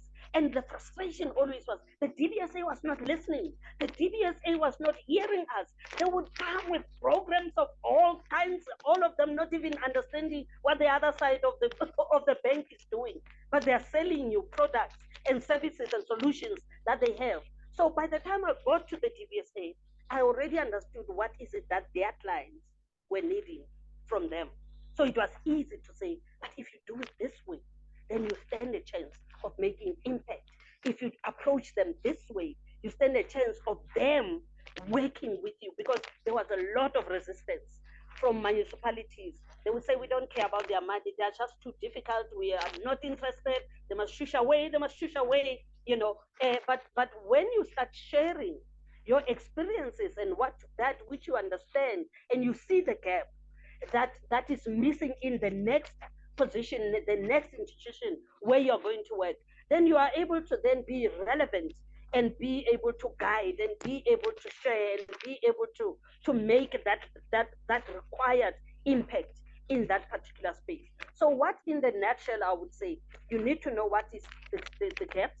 My gaps, when I started, I didn't have financial knowledge at the level. I mean, I was just an engineer. I was not taught financial space issues, but I needed to do budget. ESCOM expected me to do a budget and manage my budget, etc., etc. So I had to go and get a course so that then I can be empowered to understand how to do budgets and stuff like that. But secondly, in terms of the other things that I had to do, I had to read. I read a lot. I love books. I read. I watch. I watch the news. I watch the news, and if I look at what is it that I get from the news, I get a lot of because my interest is in development. So I get a lot of knowledge about the spaces where I want to work. But there's also channels like your CNBCA, where they will interview a woman of power, like the young lady from EXA and the young lady from the architect who owns their own architectural, the speakers before me. They will be interviewed at CNBCA, and I look at that and say, oh, I've learned something. This is what they are doing. This is how they are empowering themselves. This is what they are delivering on. I have learned something. You've got to find a way of learning and continuously teaching yourself and learning and finding out more about where you want to be. If you do not do that, then you will find that there are gaps, and no, your confidence level is down, and you are not sure, can I apply for the next position? Can I apply to be in that board? Oh, when a person says, I'm nominating you to serve in that board, you're like, oh, I'm not so sure, I don't feel confident, because you are not keeping up with the pace of what is happening. Just snippets. Sometimes you just have to listen to other people that you surround yourself with, telling you about what is happening in the world. Things that are going to empower you to be the success you want to be. So I always say stealing or taking from Neil Donald Walsh. She says you need to determine and decipher and conclude on what is the greatest vision of the greatest version of who you really want to be. The greatest vision of the greatest version of who you really want to be. If it's not clear, you will not be able to make the impact that you are meant to make on this planet. You will not be able to take on the responsibility in spaces where the spaces are availed for you. But remember, you've got to prepare. When the space is opened, you need to march in there, having been prepared by knowledge, by preparedness of skill, by the networks, by reading, by studying, by whatever that you need, so that when that door opens, remember it opens as a crack, then you need to go in there and you break that wall. You break it. We are idealists. It must fall flat. So you walk in, but you don't walk in alone. You're pulling the whole group of girls, pulling the whole group of women behind you, because your time is gonna be coming to an end, and somebody must take over after you. You cannot be the only one, because then it's not sustainable, and this discussion will never come to an end. What do we do about women? How do we make sure that women and diversity and gender equity are happening? And we keep on saying the same thing, because you just went through the crack. Break that wall, break it, and pull others with you. Make sure that within the environment where you are, that you empower as many people, as many young people. You advise, you share with them, you avail a moment for you and for them to come close to you, to learn from you. And in that way, you are mentoring, but they will always remember you. Be serving on the municipal material planning tribunal. I didn't see that. Somebody that I helped to end up being a GM in that space. She said, oh, I'm advertising this. Can you please apply? You helped me to sit in this position to make the difference. Can you apply? So people will always call you, and because they will remember you. They'll say, I remember that person. There's another board that I was just told about to say, come and join us in this board. Please apply. And it's somebody that I did something, just talking and sharing. And this person remembers and says, but that's the kind of woman that we need in this space. Further than that, as a last thing to share, I mean, I've been sitting as a woman. I've wanted to own my own company, the capital, the this, the that, and you know, the black tax issues that we talk about. So you spend your money at home, the siblings, and I love having done that. I'm not complaining. I wouldn't do it any other how. But the thing is, because you are out there and people are starting understanding, and they are seeing, and you are networking, and they are hearing about you. I've had a company recently, I mean now in not long, in June, they approached me. It's an aerial photography company. They've got their own planes and drones and all kinds of, it's within the field of space where I am. And these guys have said to me, you know, this government story, and it's very complex, and we are not making it, and things are very hard, and we've tried BE and it's not. Can you please come? We're giving you 51%. You buy it. You decide how you're going to buy it.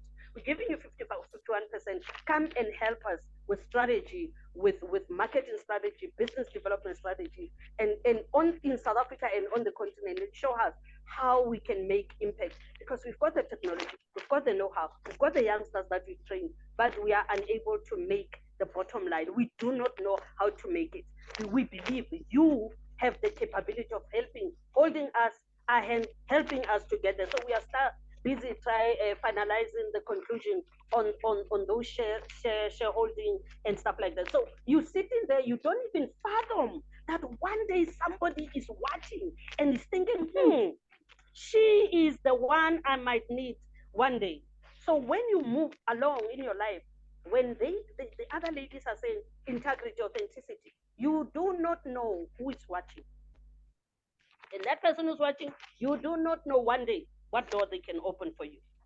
So we've got to continue to make sure that we do everything with integrity, with responsibility, with accountability, with authenticity, but with passion and drive. If you lack passion, I'm not saying you should be as I am. I mean, I'm loud. Probably if I talk, I'm there.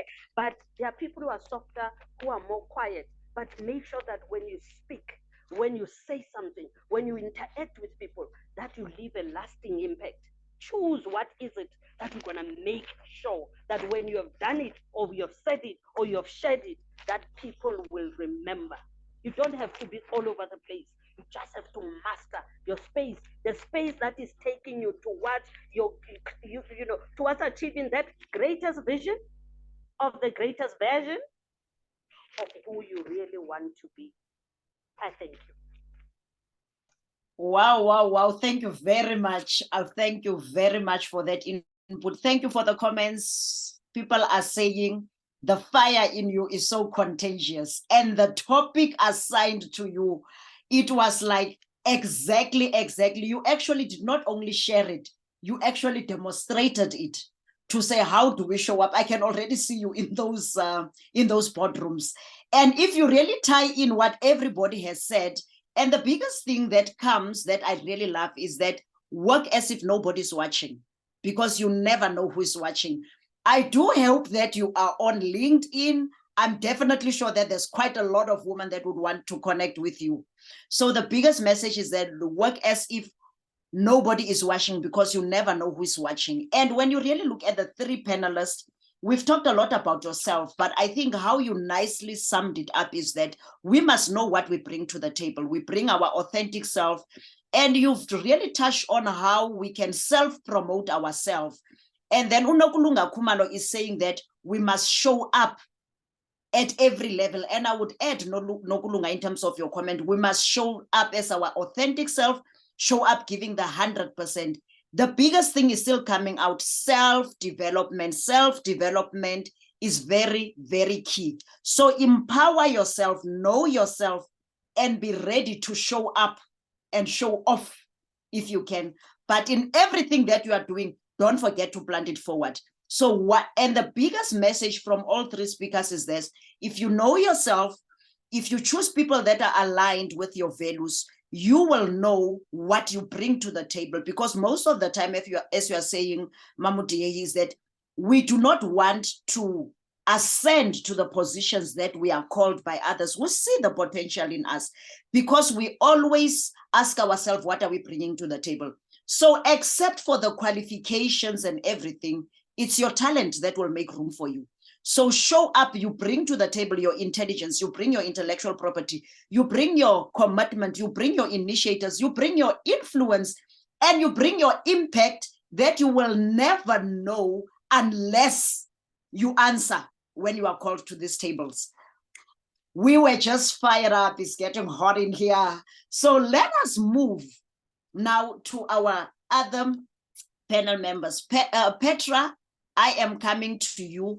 And I've also seen a question there that was posed to Ms. Buteles, to say, how do we make men our allies? We will be able to go that. What I would encourage you, looking at our time, I would request that we still go on up until 12:10, which was going to be our break. And then in our next session, we will take 10 minutes from that. I'm definitely sure, because we've got three panelists there, it will allow us in terms of time. So thank you very much, Ms. Mulibadze, on the genuine self-promotion, advocating for yourself with authenticity and celebrating milestones and contributions. You fully answered that question.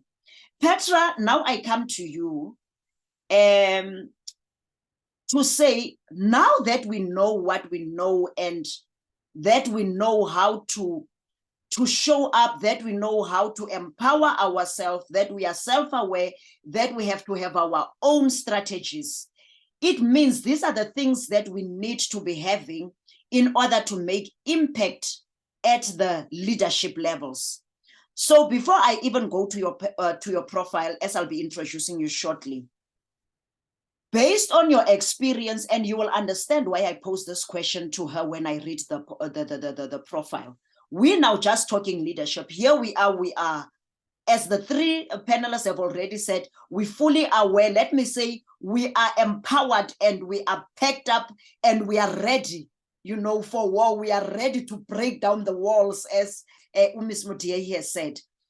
Can you share with us in terms of the leadership techniques? And I will tell you why I feel this is important, and we would like to hear from you based on what you do, which everybody will understand when I do the introduction.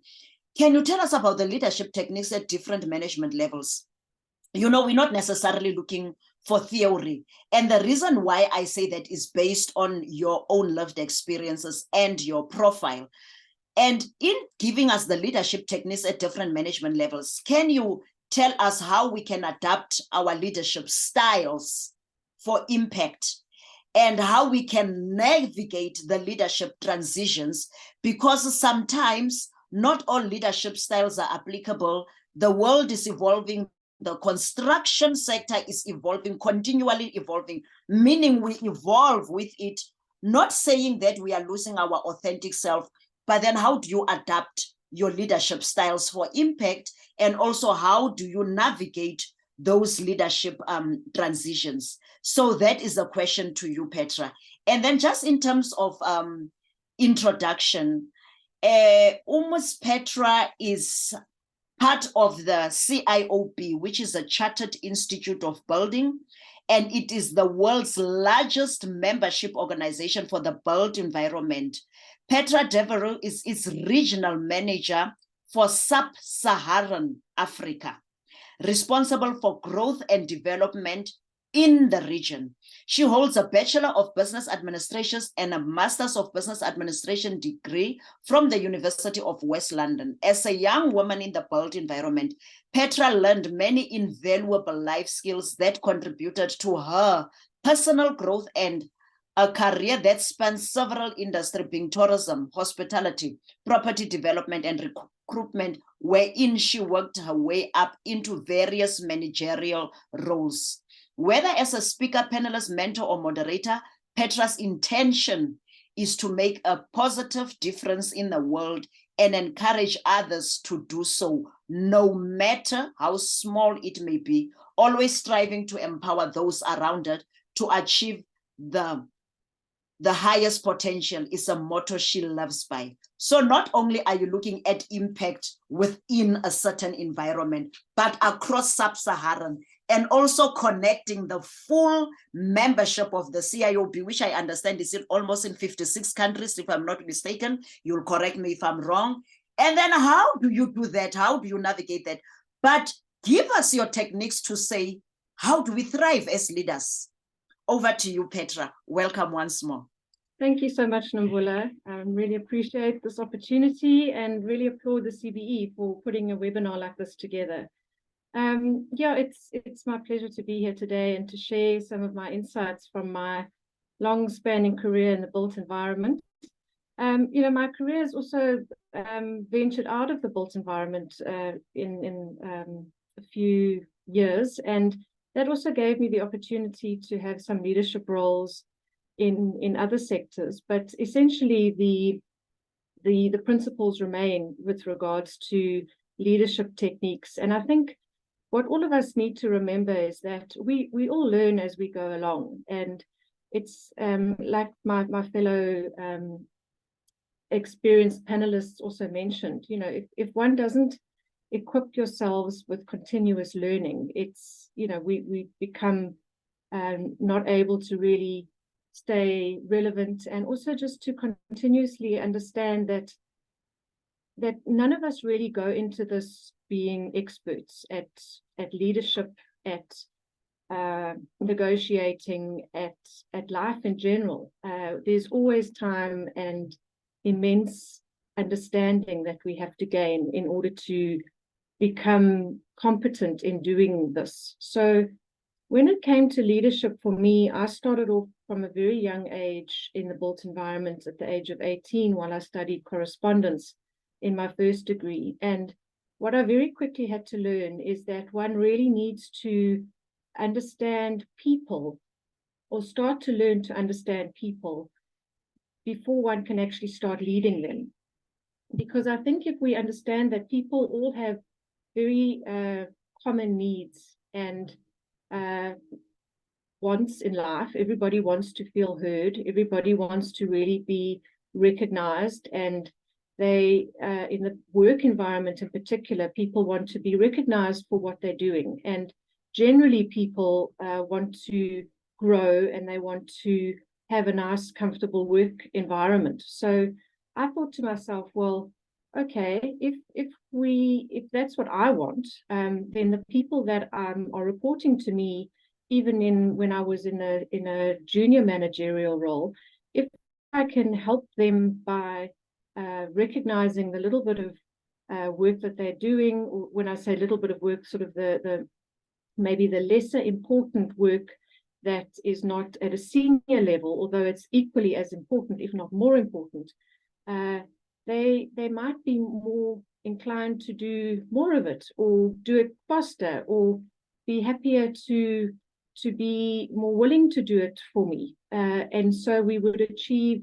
more success quicker and reach our goals at a faster rate. So I found that the rapport that I had with staff was really important, and celebrating their achievements and encouraging people. Those types of techniques I very quickly learned were just pure, simple, treating people well, and thinking to myself, well, how would I like to be treated? And obviously that doesn't always come easily, because you're going to have people that are going through normal life challenges. They have personal issues. They're not having a good day. They haven't slept well. You're dealing with, often in the built environment, people that really have seriously hard life circumstances and arrive late at work and have transport issues. And I mean, these are real challenges that we face within this country. And it's how do you actually manage all those real life factors? And I mean, let's face it, this is our reality in this country. So in order to be empathetic, you also have to take the time as a leader to really understand the people that work for you. And we're talking about the different levels of leadership and leadership techniques. And it's important for us to realize that at each level of leadership, you need to also be able to then empower the people that are reporting to you, who have people reporting to them. So you have to impart that knowledge, in my opinion, to consistently also encourage people to be empathetic. I live by that rule of being empathetic, I think, because if you can understand that we all struggle, we all have stuff in our lives that we are dealing with. And I believe if people feel heard and know that they are genuinely understood, they generally normally would give more to the people that they are working for, and not necessarily abuse the kindness and the understanding of the people that they are working for. So in my experience, I've generally been able to get a lot more commitment and dedication out of the staff that have worked for me, because I've been empathetic and I've mentored them and I've led by example, I believe, in all the jobs that I have had and continue to do so in the work that I do now. And also just to try and inspire people to be the best possible person that they could be in their career. And what I have found a lot of the time is that if you can actually see somebody really succeeding and excelling in a certain area, whereby we can only be strong in so many areas, and they always say that you should have, I think it's Bill Gates who said, you must never be the smartest person in the room amongst your team. You should surround yourself with people that are cleverer than you. And I think there's nothing more rewarding than actually acknowledging a member of staff that is so much more technically qualified than you, or even has a much stronger technical ability, to say, oh, Bob, you are so much better at this than I am. Please, can you help me with this? The fact that you can acknowledge people's strengths as a leader is, I believe, one of the best things that you can do, is to just empower people and not feel like you are better or any more important than anybody else. I think it's the importance of a leader is actually to demonstrate the strength of a team and achieving things together. So that for me has been a really, really important milestone for me to achieve and keep conscious of and remind myself of all the time in the roles that I have had. And always, as I said, lead by example, and always ask for employee inputs, because you can't know it all. You really can't know it all. And I always try and learn from people that are very successful in other businesses, in other industries, other leading women in around the world, as well as people that I work with. You know, our CEO is an extremely inspiring leader who I really aspire and look up to. And she leads a global organization, the CIOB. So constantly learning and constantly reflecting on decisions that I've made, ways that I've approached staff. Did that outcome lead to the desired plan? How could I have approached it differently? And also be open to constructive criticism. So those are things that I definitely would look at, and things that I have approached and used in the past. I know we don't have much time, so I'm trying to be short and to the point. Yeah. Thank you very much. Thank you very much, Petra, for that. Thank you very much. And I think now we are saying, in as much as you are a leader, you are not the only smartest person in the room. And that is a message that has been coming out. And take note of the people that are surrounding you. Acknowledge their value that they add and what they bring into the table. You know, I would love to have some follow-up questions, but I think we can look at that, you know, towards the end. So what I would like to say is that, can you continue to please write those messages? Go onto the social media pages and hashtag. And what I would like to encourage at this moment, I know that maybe you feel there's still something lacking. Don't worry. We've got our second panel to cover all of that. There are two things that we did not cover with this panel, and I will request that when we come back, let me already indicate, Ms. Nzusa, just shortly when we come back from the break, I would like you to just talk shortly about setting boundaries and harnessing the power of no. I think in the whole conversation, some of the matters have been cross-cutting, and we've touched on some of the aspects that are also highlighted in what we wanted to achieve. So we will not go back to that. But I think what is lacking is still setting the boundaries, harnessing the power of no. And Ms. Nzusa, I would like you to talk to that shortly when we come back. And Ms. Buthelezi, I would like you to really also shortly talk about what are the best practice for engaging men, at least in progress. How can we just foster that inclusivity? So how can we engage men? And particularly of importance, you know, is how you are doing it, you know, at EXA as well. So those will be the two areas of interest that we will start with before we go to the next session. So with that said, it is now 12 minutes past 12. Can we be back at 22 minutes past 12? And then start with those two items and then engage our second panel. Don't worry, there is nothing, there's some other aspects that you will think we have not addressed. We have the second panel for that. With that said, can we be back sharp at 22 minutes past 12? Thank you very much.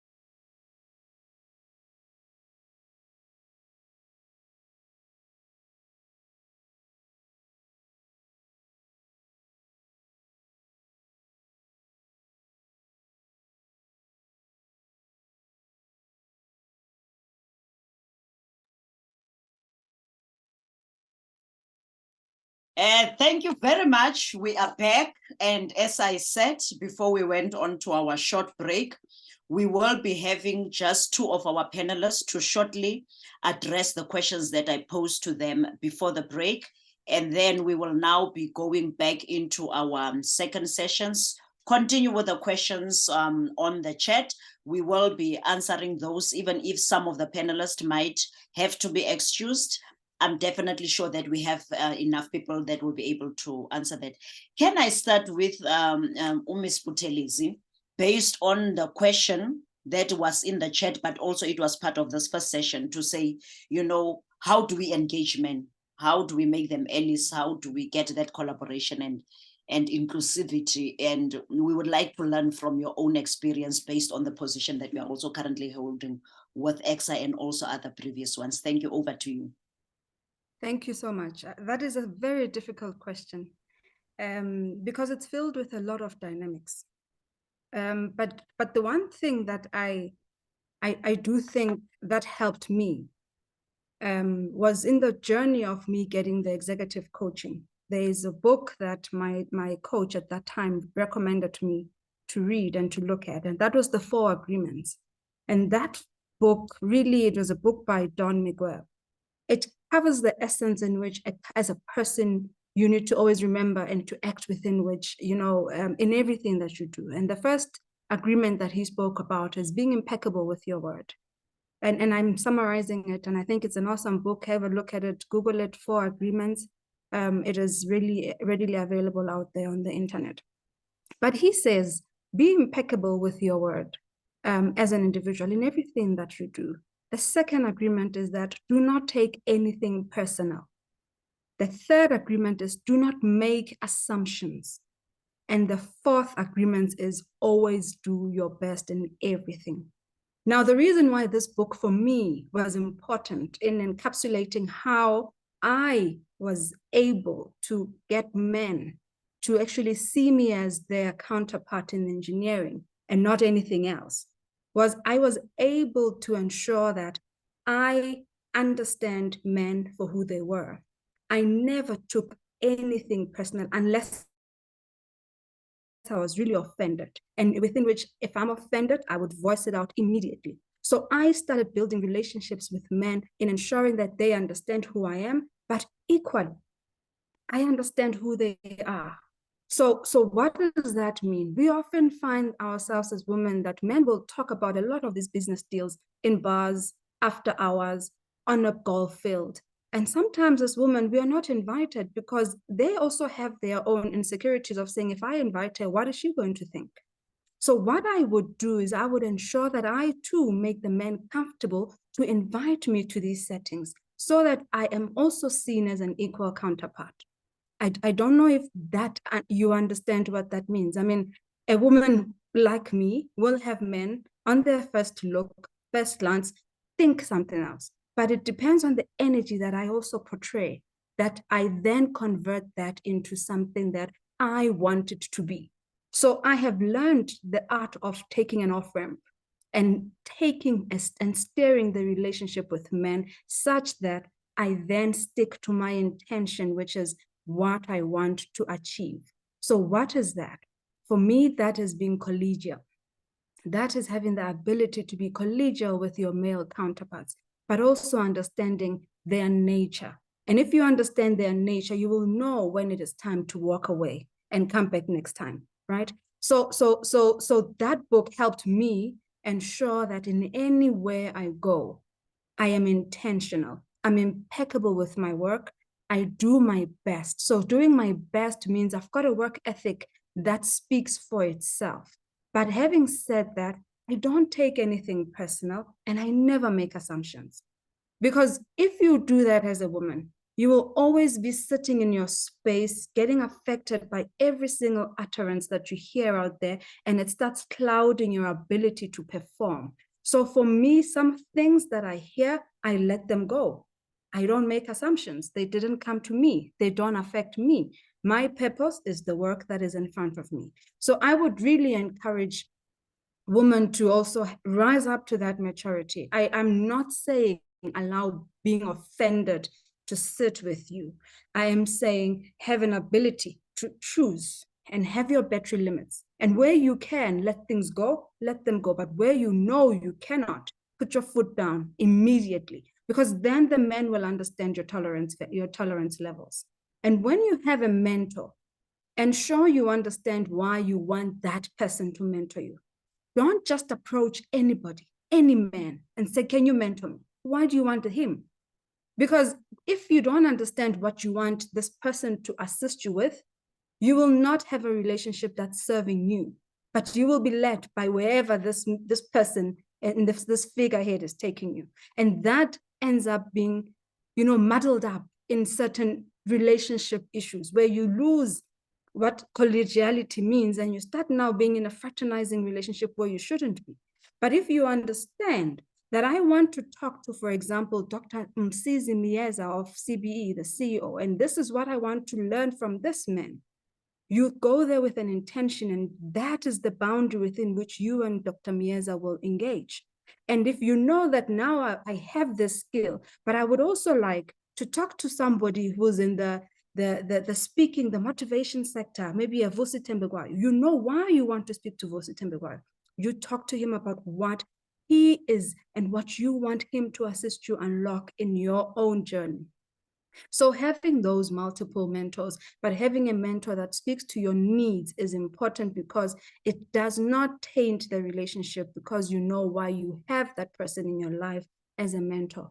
And when you do have that mentor, make it clear in the beginning. It's a space that is safe. You are there and you'll be vulnerable, but equally he needs to be vulnerable to respect you. But always then make sure you check the relationship. Where you feel you're not comfortable, you walk away. Because the minute you don't walk away, you are then putting yourself in a position that is compromising. And for your career, I do not think that it is worth it.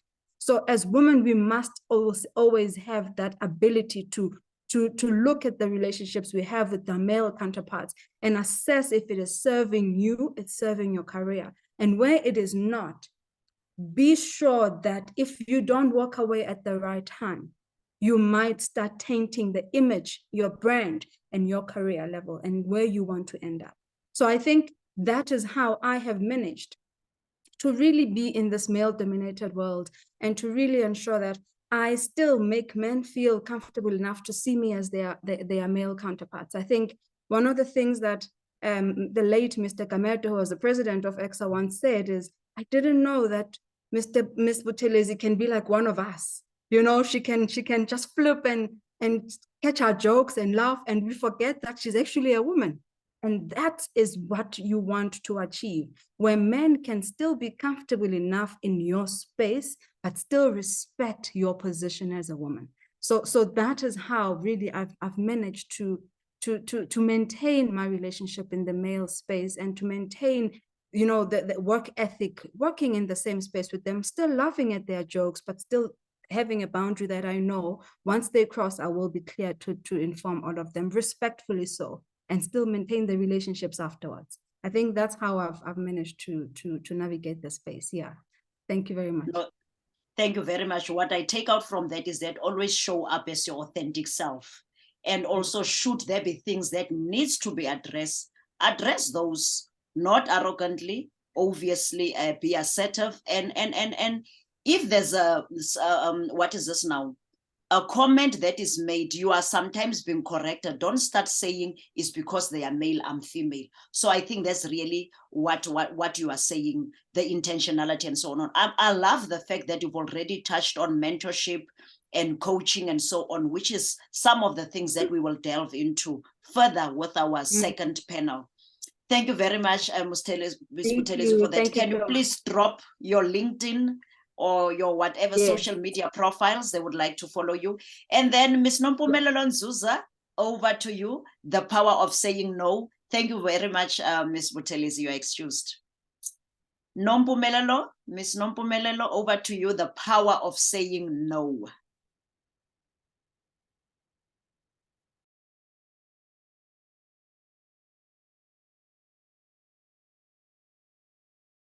Okay, whilst we are still trying to get her forward, I don't know whether she's in the back room or what is so nice online, hey? we've got backstage, we've got, so, oh, she's back now. Okay, thank you. Thank you so much, Nombola. I'm actually quite, I'm happy to sort of, Refilo has brought up some points. When she discussed how you must have boundaries, if you look at the relationships that you have when looking at being allies with men. And when she says, make sure that if you assess that the situation is not serving you, that you are clear about the boundary set. That is one of the aspects of the power of saying no. If you do not harness and learn how to actually put that boundary in place, you will be depriving yourself and the world your most true skills and talents. You must understand it takes time, it takes energy to become authentically and strong, or rather sharpen your skills along your career path, and to clearly introspect and understand where you stand. Where you spend your time and energy will depict the direction you go. If you do not learn to say no, you will have very little time to develop yourself in the direction you were meant to be in. We all come in this world with talents. We all come into this world with skills that can be harnessed far more than other people can in a certain period of time. You dispersing your energy and your time all over the place robs the world and yourself. Your emotional state is disrupted. Your ability to therefore clearly look at situations will be compromised, because you will be at such a level of stress, because you have very little time to address things that you are about, that you are meant to actually achieve and execute, that you believe in. Clarity of mind is required when making change, when making sure that you show up as a leader. One of the main aspects that we would also have to look at is why? Why do you struggle to say no? I always go back to that point. Whenever there's an issue at hand, you must always, or I believe you should always look at it from the external and the internal point of view. It's most likely not just an external factor. If you struggle to say no, it's very important to investigate that and fix it. If you're wanting more, it's more so with females, obviously, than with men. We want to be helpful. We are raised to want to be liked. We don't want to come off as being rude. We fear conflict. We don't want to lose opportunities. You have to understand that you will lose all of that because you do not have somewhere, a pinnacle where you stand. If you do not have a standpoint and you are not assertive about that, then you stand for nothing. You're all over the place. You've already lost the battle. You already are somebody that people can take and give away and not really listen to, and who cares what you really think? Because what do you stand for? Very careful with your words, with your actions, because it will highly impact where you end up and the quality of leadership that you will portray. As a leader, you must also teach your subordinates to say no to you. It's something that I've had to do. Yes, but I can see, because obviously, I mean, I do have a good EQ. I can pick up, I've just given an instruction. Yes, I can see that the words are saying I'm going to do it, but I can see there's a body language shift. Use that. Hey, what's going on? Learn to ask the questions. Is there something that's going to be happening at that time that's not going to allow you to execute this, or that's going to compromise your ability to execute this, or something pre-planned? Then the truth comes out. Actually, yes, I already committed to this, or this will mean I have to work until this time, which I'd already... No, but tell me, teaching your subordinates and those who come behind you to say no to you, assist you in becoming a better leader, because you are as strong as your team in a leadership position. If you weaken your subordinates' ability to actually say no to you, you are teaching them that, okay, this person is not accessible, you are not giving them the ability to move and grow. That's a problem.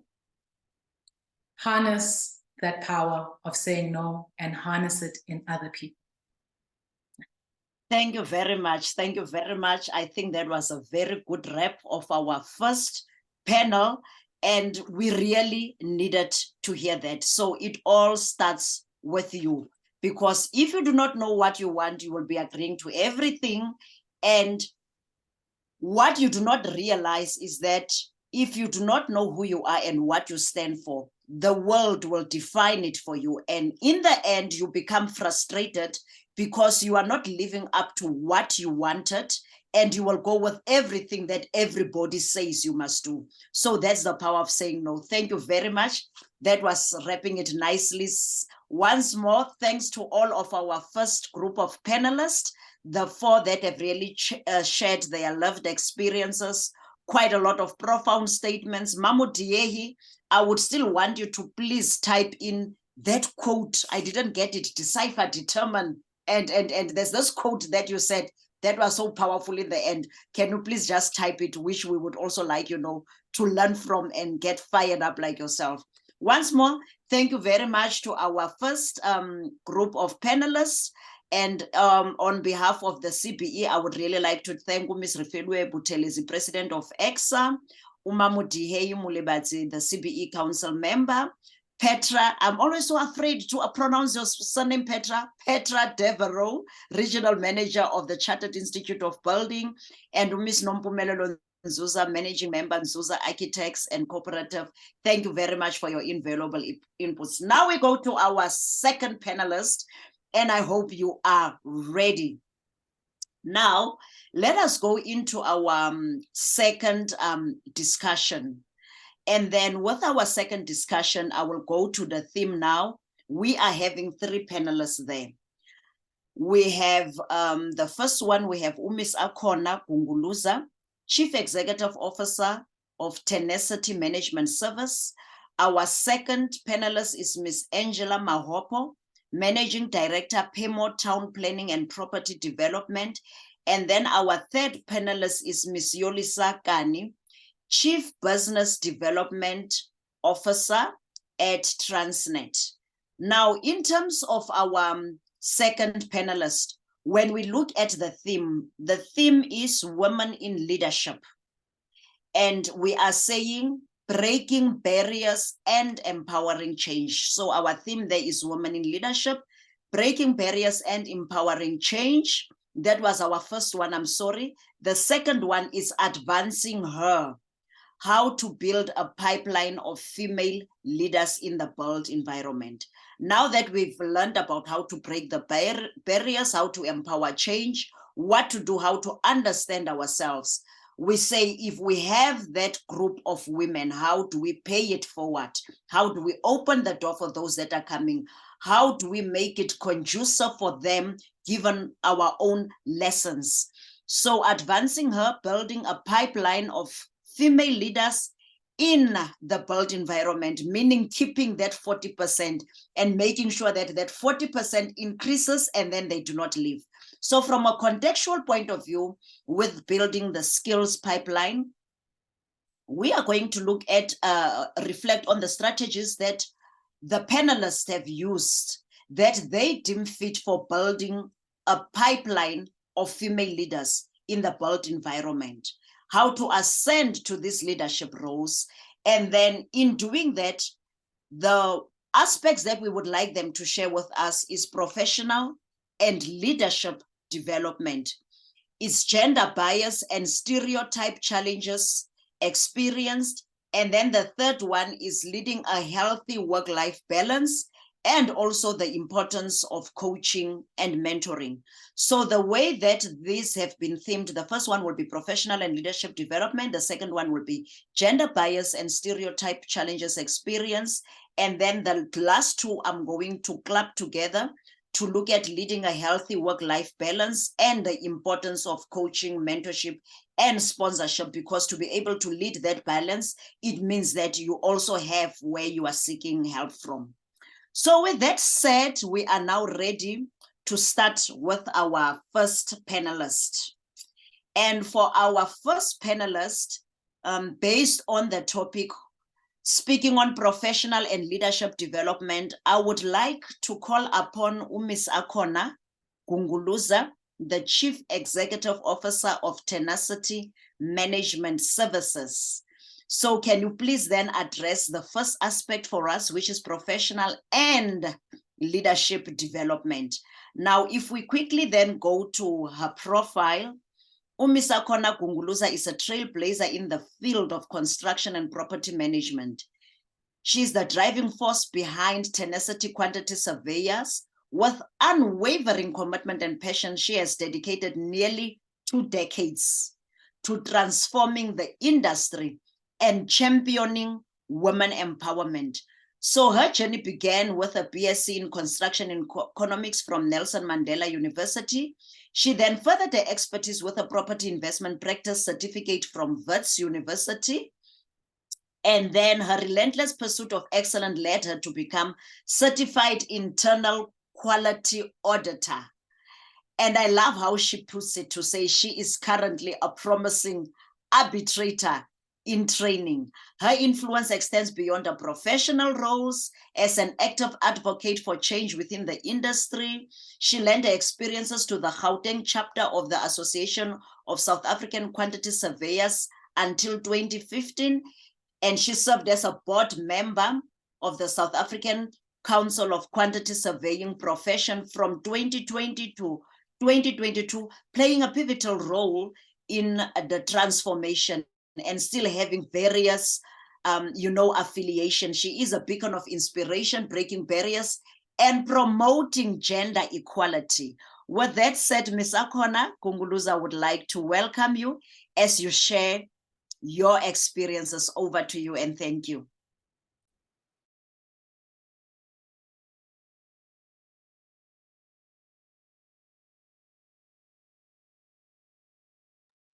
I am sorry, we cannot hear you. Can you please unmute?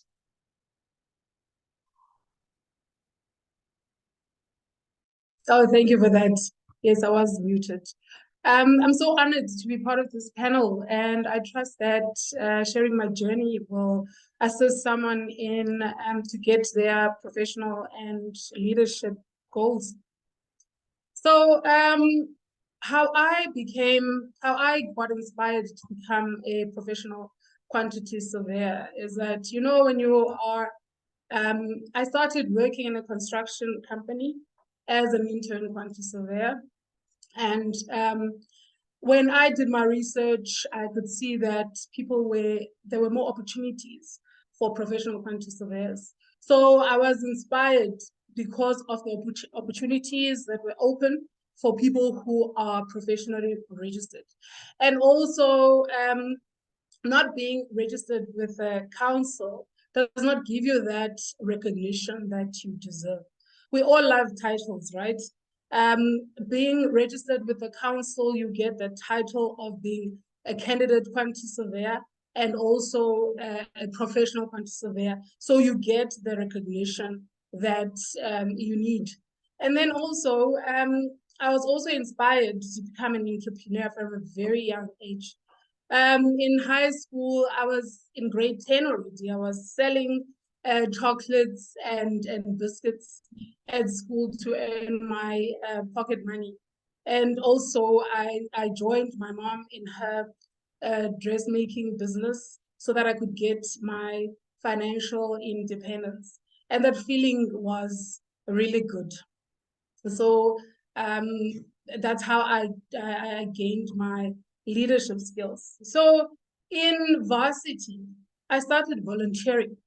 I was a peer mentor And also I was a hawker in our residence. So you need to find your leadership skills at a very young age, if you can. However, when I started working, I volunteered, like you have said in the introduction. I was part of the Association of Quantity Surveyors committee, and also I became a board member, which also helped me to get exposure.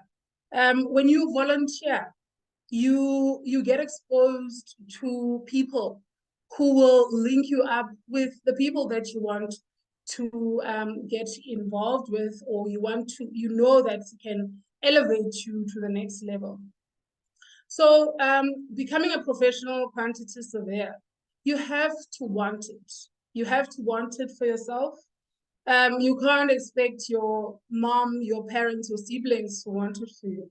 You have to want it for yourself. So you need to have that drive. You need to aspire to be a professional in your space. So in my case, it is professional quantity surveying. And then the information is out there for you. I know that when we register in our courses as young people, we're not really sure what we're getting ourselves into. However, there's various platforms. There's the council, the South African Council of the Quantity Surveying Profession. There is the Association of the South African Quantity Surveyors. Though there's a lot of information there that people can get, so that they can gain more knowledge about the profession, and also just the path that you need to follow.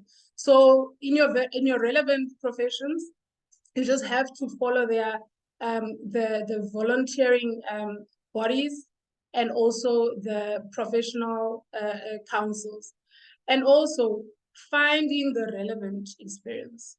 I know that employment is quite a huge problem, and I'm pretty sure some of the people sitting there are asking themselves, so how do we get this relevant how do we get this relevant experience? You have to target at least 5 companies. Let's say you target 5 companies. Go out there, knock on those doors. I'm sure even one company is going to answer your knock. Somebody is going to answer, it's going to open up that door for you, and you will get the experience. But you must be very strategic as well. You must target companies that you know that you are going to get the experience that you need. So firstly, you need to set goals for yourself. You need to set goals, and you must be intentional about what you, or the path that you want to follow. I remember when I was still a candidate quantity surveyor, I lost focus somewhere, and I know that this happens to most of us. And I wanted to change careers, but then I remembered why I started, why I am in the profession, and then I made sure that I self-align, and here I am today, 10 years post professional registration, and I'm still loving the quantity surveying profession. So I know it's difficult to get employment, but don't give up. So there's 3 things that I am going to focus on, which is strive to be independent.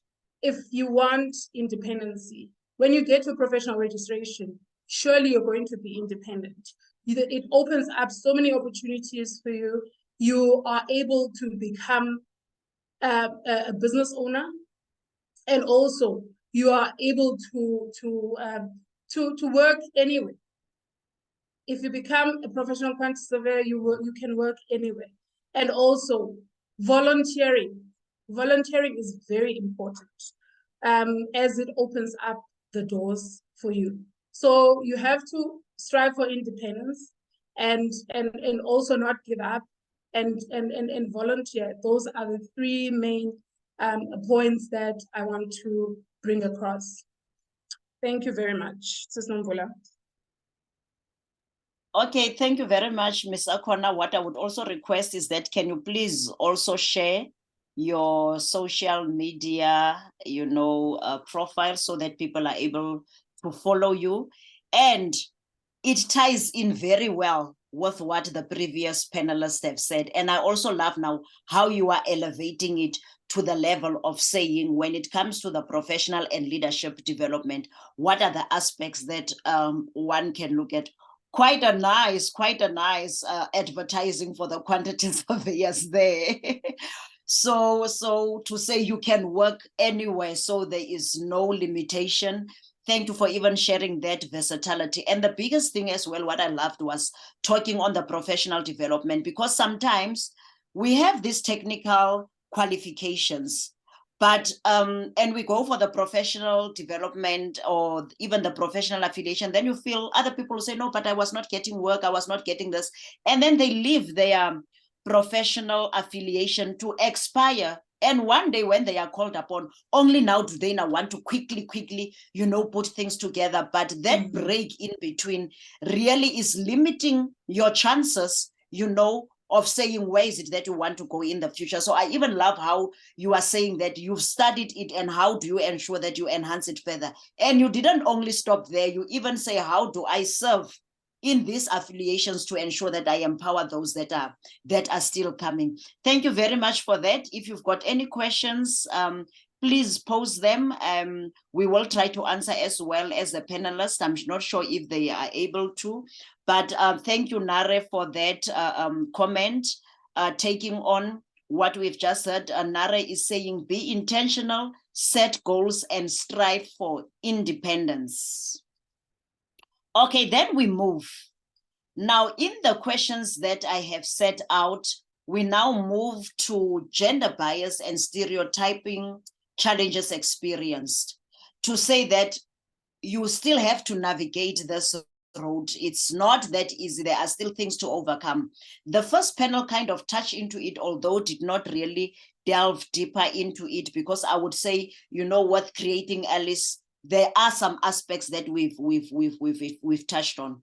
So now, under the theme of building the skills pipeline for women leaders within the built environment, I would call upon Ms. Angela Mahopo, the Managing Director of Pemo Town Planning and Property Development, to just talk to us, on her experiences, any recommendations that we've made. I see all of the panelists, they have been doing that, on the gender biases and stereotyping challenges that you may have experienced, and especially in running your own company, and how did you kind of ascend to that position, and then what made you to stay, and today you are still talking to us, still being in that position.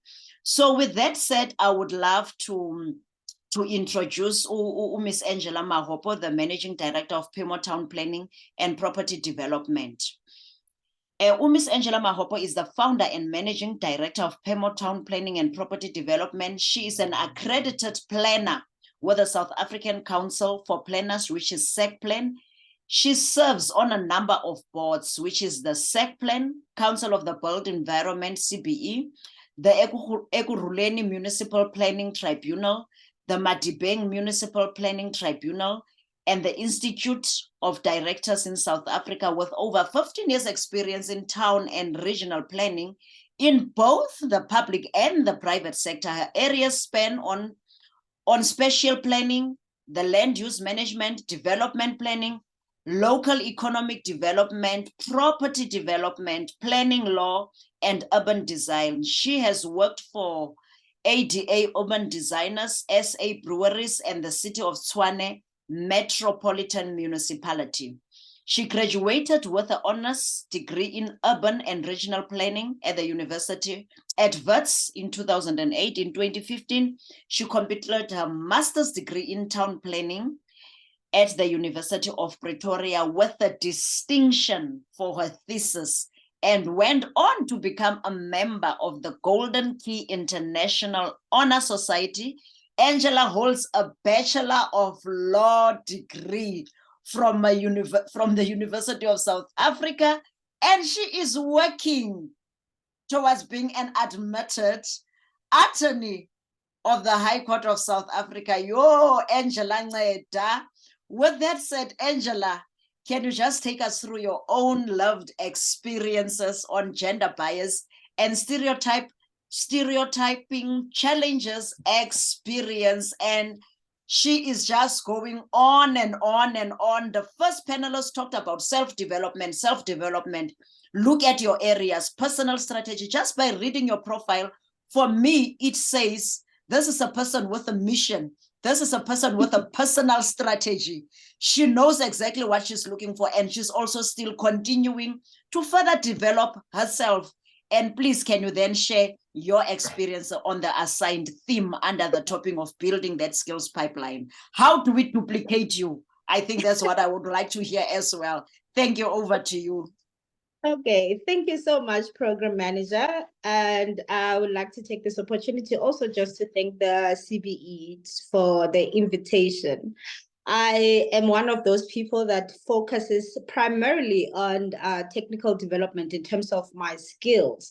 So when you get invitations to actually address and speak on your journey, I do have had palpitations. I think a lot of people will assume that just because you find yourself in this leadership roles, speaking in a public platform will come easy, but it really doesn't. So I really hope that I will represent well in terms of women that are emerging in the profession in particularly, and also just I would like to consider myself as a small business owner at this moment, and hoping that with the years progressing, we will find ourselves with PEMO being one of the most prominent town planning and property development companies in South Africa.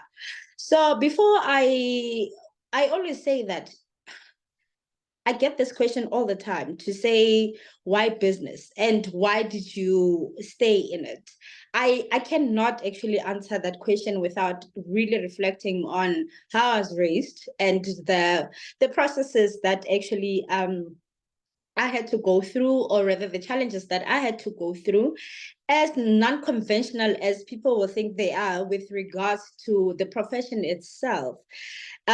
Mostly of them were personal development or personal challenges that I had to go through that has actually shaped me to be the leader that I own up to today. So before I can even go any further, I would like to applaud our CEO in the CBE, who actually really is one of the champions with regards to the males in the male-dominated industry that we find ourselves in. He is unapologetic in his view and very deliberate in highlighting the achievements and showcasing the stories of women that have been trying to, I would like to call myself, trying to still overcome these barriers that we find ourselves in. As a young girl from the, we'll call it township, I'm a town planner by profession. So when I say township, I always feel bad because I understand what it means to, when we consider an area a township, is not necessarily the true sense of what we use or the loose word that we normally use when we refer to township, but I'll use it as a layman. So growing up in the township of Teflop, my first outside experience of Limpopo province was when I went to the University of the Witwatersrand program manager in 2003. That I found myself in a position where I was very challenged in a sense that the high school that I went into, that I actually matriculated from, the language of instruction was not English. So my first encounter with the language in a full sense was in 2003. But at that very early age, I realized that in order for me to be able to advance to the position that I wanted to, and also just to conquer, I needed to invest in myself. And as you have clearly highlighted that when you look at my profile, it is more focused on personal development and also just the strategies that I've used from an interpersonal as opposed to extra personal strategy. So what I did is I involved myself in quite a lot of leadership positions. I went and get involved myself in like political positions where I formed part of what we call the ANC Youth League. I will just leave that for a minute because now this is a professional setting. However, that is what really shaped my mindset, and also that is the one area that exposed me to the gross gender inequalities that females experience, not only in the professional setting, but in just the social setting itself. And I think naturally, as just a troublemaker, my grandmother always said to me, just go to school and stay out of trouble. I did achieve that. I went into school and I completed my studies, but it's one thing that I was never able to do, which was staying out of trouble. So in 2008, I was part of the Student Representative Council that led the march protest at Wits University against fee increment, but also transformation in the ESCO. We called it Auleti Ivetseyam. So you can just imagine the mindset that one has, and that has always been something that was accepted to people that were not threatened by females, but however, there were resistance with regards to how a woman should normally just conduct herself, carry herself. I mean, I can tell you of a number of times where I was called uncouth. So what I then did, I went back to go back to the drawing board when I completed my studies, and I found myself working for local government, almost like influencing or contributing to a number of upcoming professionals. I mean, at the time, I think I had already been in the profession for about 4 years in terms of practice. And but the people that I actually prepped for interviews were moving up the ladder more faster than I was.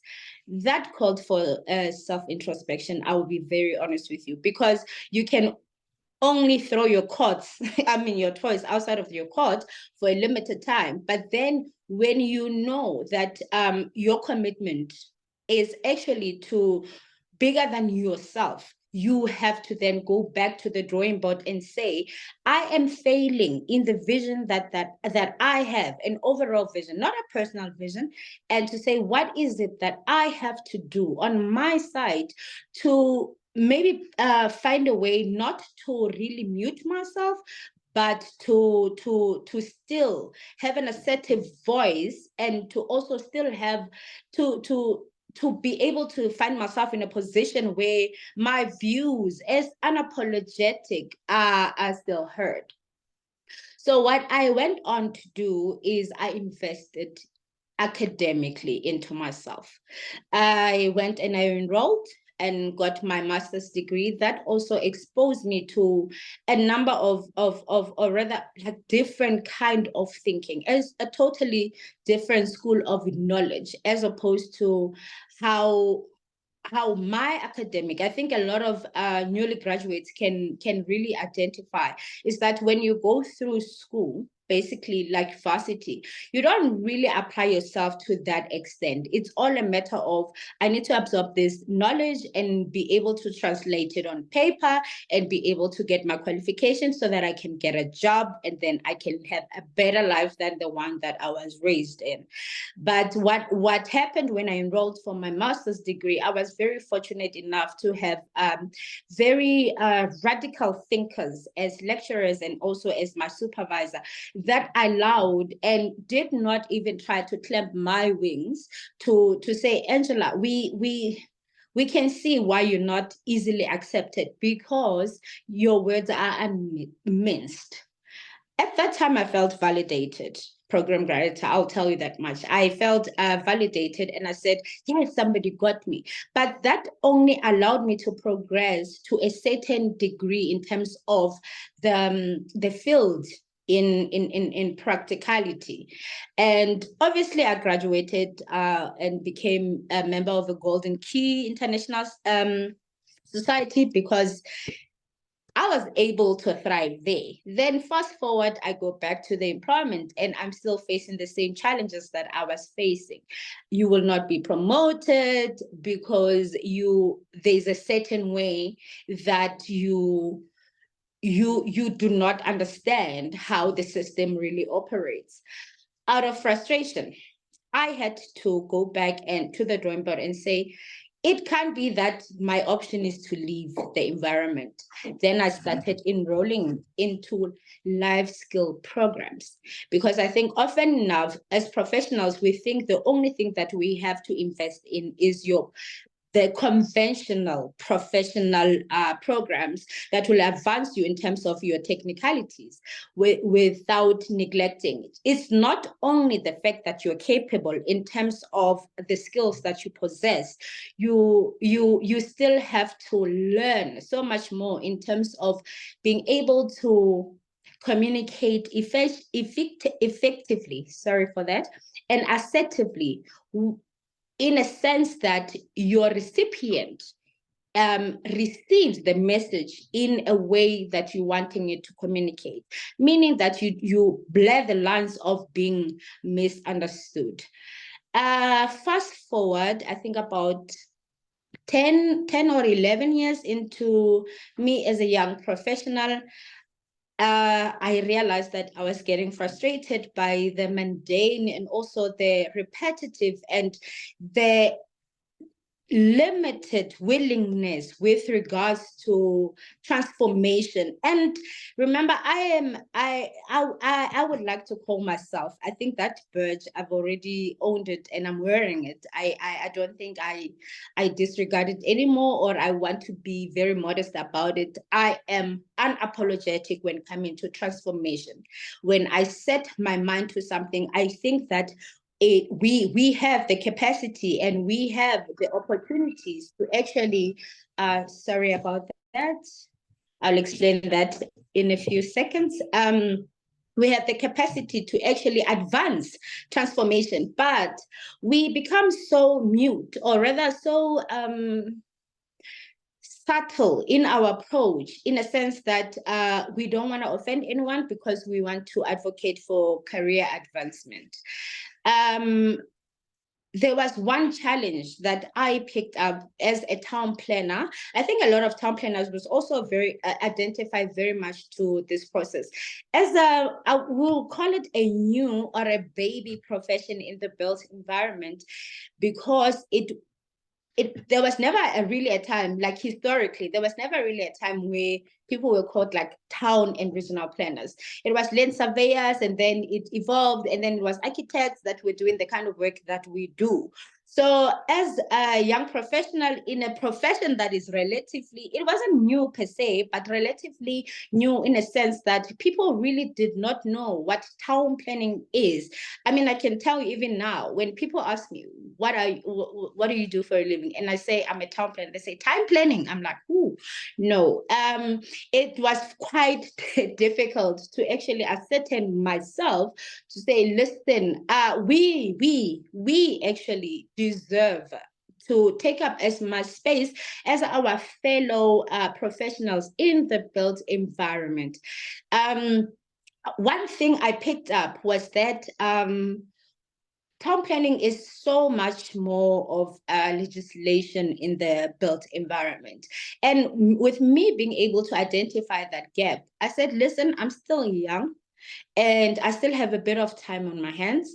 And this is a serious limitation that is frustrating me. And the system is not going to be saying to me, hey, Angela, we're about to change things just because you are feeling uncomfortable and you do not appreciate the fact that town planners are not asserting themselves in the environment. So what I went on to do, I went on to register for my LLB, which then capacitated me to be able to interpret legislation. Because town planning is really that. It's about legislation. You understand how to read, interpret, and apply legislation. Then you will be one of the most powerful town planners. I hope that the town planners on this platform will take this advice. And I know an LLB is 4 years, and it seems tedious because you have to do things that are not related. However, in order to be able to be confident and really be able to go over, or rather combat, the imposter syndrome that previous speakers spoke on, you need to be comfortable and understand what the field or the sector that you are functioning in. I think when I realized that the agenda or the vision that I had for transformation of spaces as a town planner, my core focus has always been transforming the space, cities, rural areas, and impacting positively on the lives of all the citizens in South Africa. I realized that I will not be able to do it from the inside. And that's when I decided to make a move to the outside. In 2009, I left a very cushy, comfortable, good salary job. And as a mother of young kids, of 2 young kids, and I took that risk because I knew it was worth it. I knew that the vision was bigger than what I needed to do in order, or rather my survival at that moment. That is in 2009. Hold and behold, 2020, COVID-19 pandemic hit. My client, as a municipality, all municipalities were closed because we're on hard lockdown. Granted, I had a nice cushy pension fund that was paid but taxed hectically. I was able to sort of sustain myself and my small family. However, the one thing that I was not able to do was to generate income for the company. And that became very frustrating. In as much as I had many regrets, there was one thing that I always had in mind, is that I've already started and I'm going to finish what I have started. And then I lost quite a lot. I think there's I'm fairly new. I'm not a youth in terms of what South Africa considers a youth, but I'm fairly young with regards to my age in the industry. And I always find myself in a position where I'll probably be like the youngest female in the leadership roles that I sit in. One thing as I lose my chain of thought, sorry about that. What happened is that in 2021, I started using social media. So what I wanted to say is that I will identify, like I said, I'll keep on identifying with the young upcoming professionals in the industry, because of the strategies that I use in order for me to find myself in the position that I do today. What I decided to do was to use social media, however, constructively, and not to portray, or rather consume content that will not feed or contribute anything to the journey that I was embarking on. You will only find me more active on LinkedIn. I then started going into, with the cash limitation and the fact that really there was no cash flow that was generated the year before, and to recover as a business, it took long. So what I did is I started looking for opportunities that I can leech on that were free and that were online, that will not require me to physically be there and use money that at that time I did not have. So I enrolled myself and also got exposed to all the programs. I mean, there are programs like the ones we're sitting in right now, the CBE, SEC Plan, the professional body that I serve in, and also the Institute of Directors of South Africa. They are always taking out seminars or webinars, online platforms that programs that will actually sort of like contribute a lot to skill development. As I said, when I speak about skill development, I'm not only referring to your technical skills. As an young entrepreneur, I was deliberate in the kind of seminars that I was attending. Those in terms of like filling up a bid document, just presentation, branding of a company, and I attended those online, and they really have contributed quite a lot with regards to actually getting the information that is not necessarily readily available if you don't really look for it. It's there, but if you don't look for it, you will not find it. Fast forward to 2021, through the platforms I've mentioned, especially LinkedIn, I saw an advert by the Department of Rural Development at the time for members to serve in the South African Council of Planners. I applied, I got appointed, and that was what led to, I would say, the floodgates opening, because I think at that time, not only did the organization that I was approaching found credibility in me, I started having the confidence that I needed to go and pursue hard unapologetically in those spaces. Come SEC Plan, after SEC Plan, then I went to Ekurhuleni Municipal Planning Tribunal and the Madibeng Planning Tribunal, and then recently with the Council for the Built Environment. And it was through that I realized that in terms of development, career development, it's never an ending. You can never say to yourself that I have done it all and I have acquired all the skills that I need to be able to conquer the space. When we speak about transformation, and unapologetically so for myself, we tend to sort of remove the males that contribute into the development of females in the sector. I would like to take an opportunity to really thank transformational men that are there to actually assist women with regards to fostering forward with that vision of being prominent role players or trailblazers, as we are coined and called today. I have a lot of males that have contributed immensely towards me getting to the position that I am today.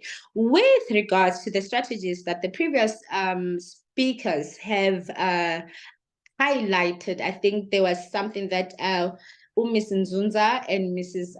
Refilwe Buthelezi. Miss Angela,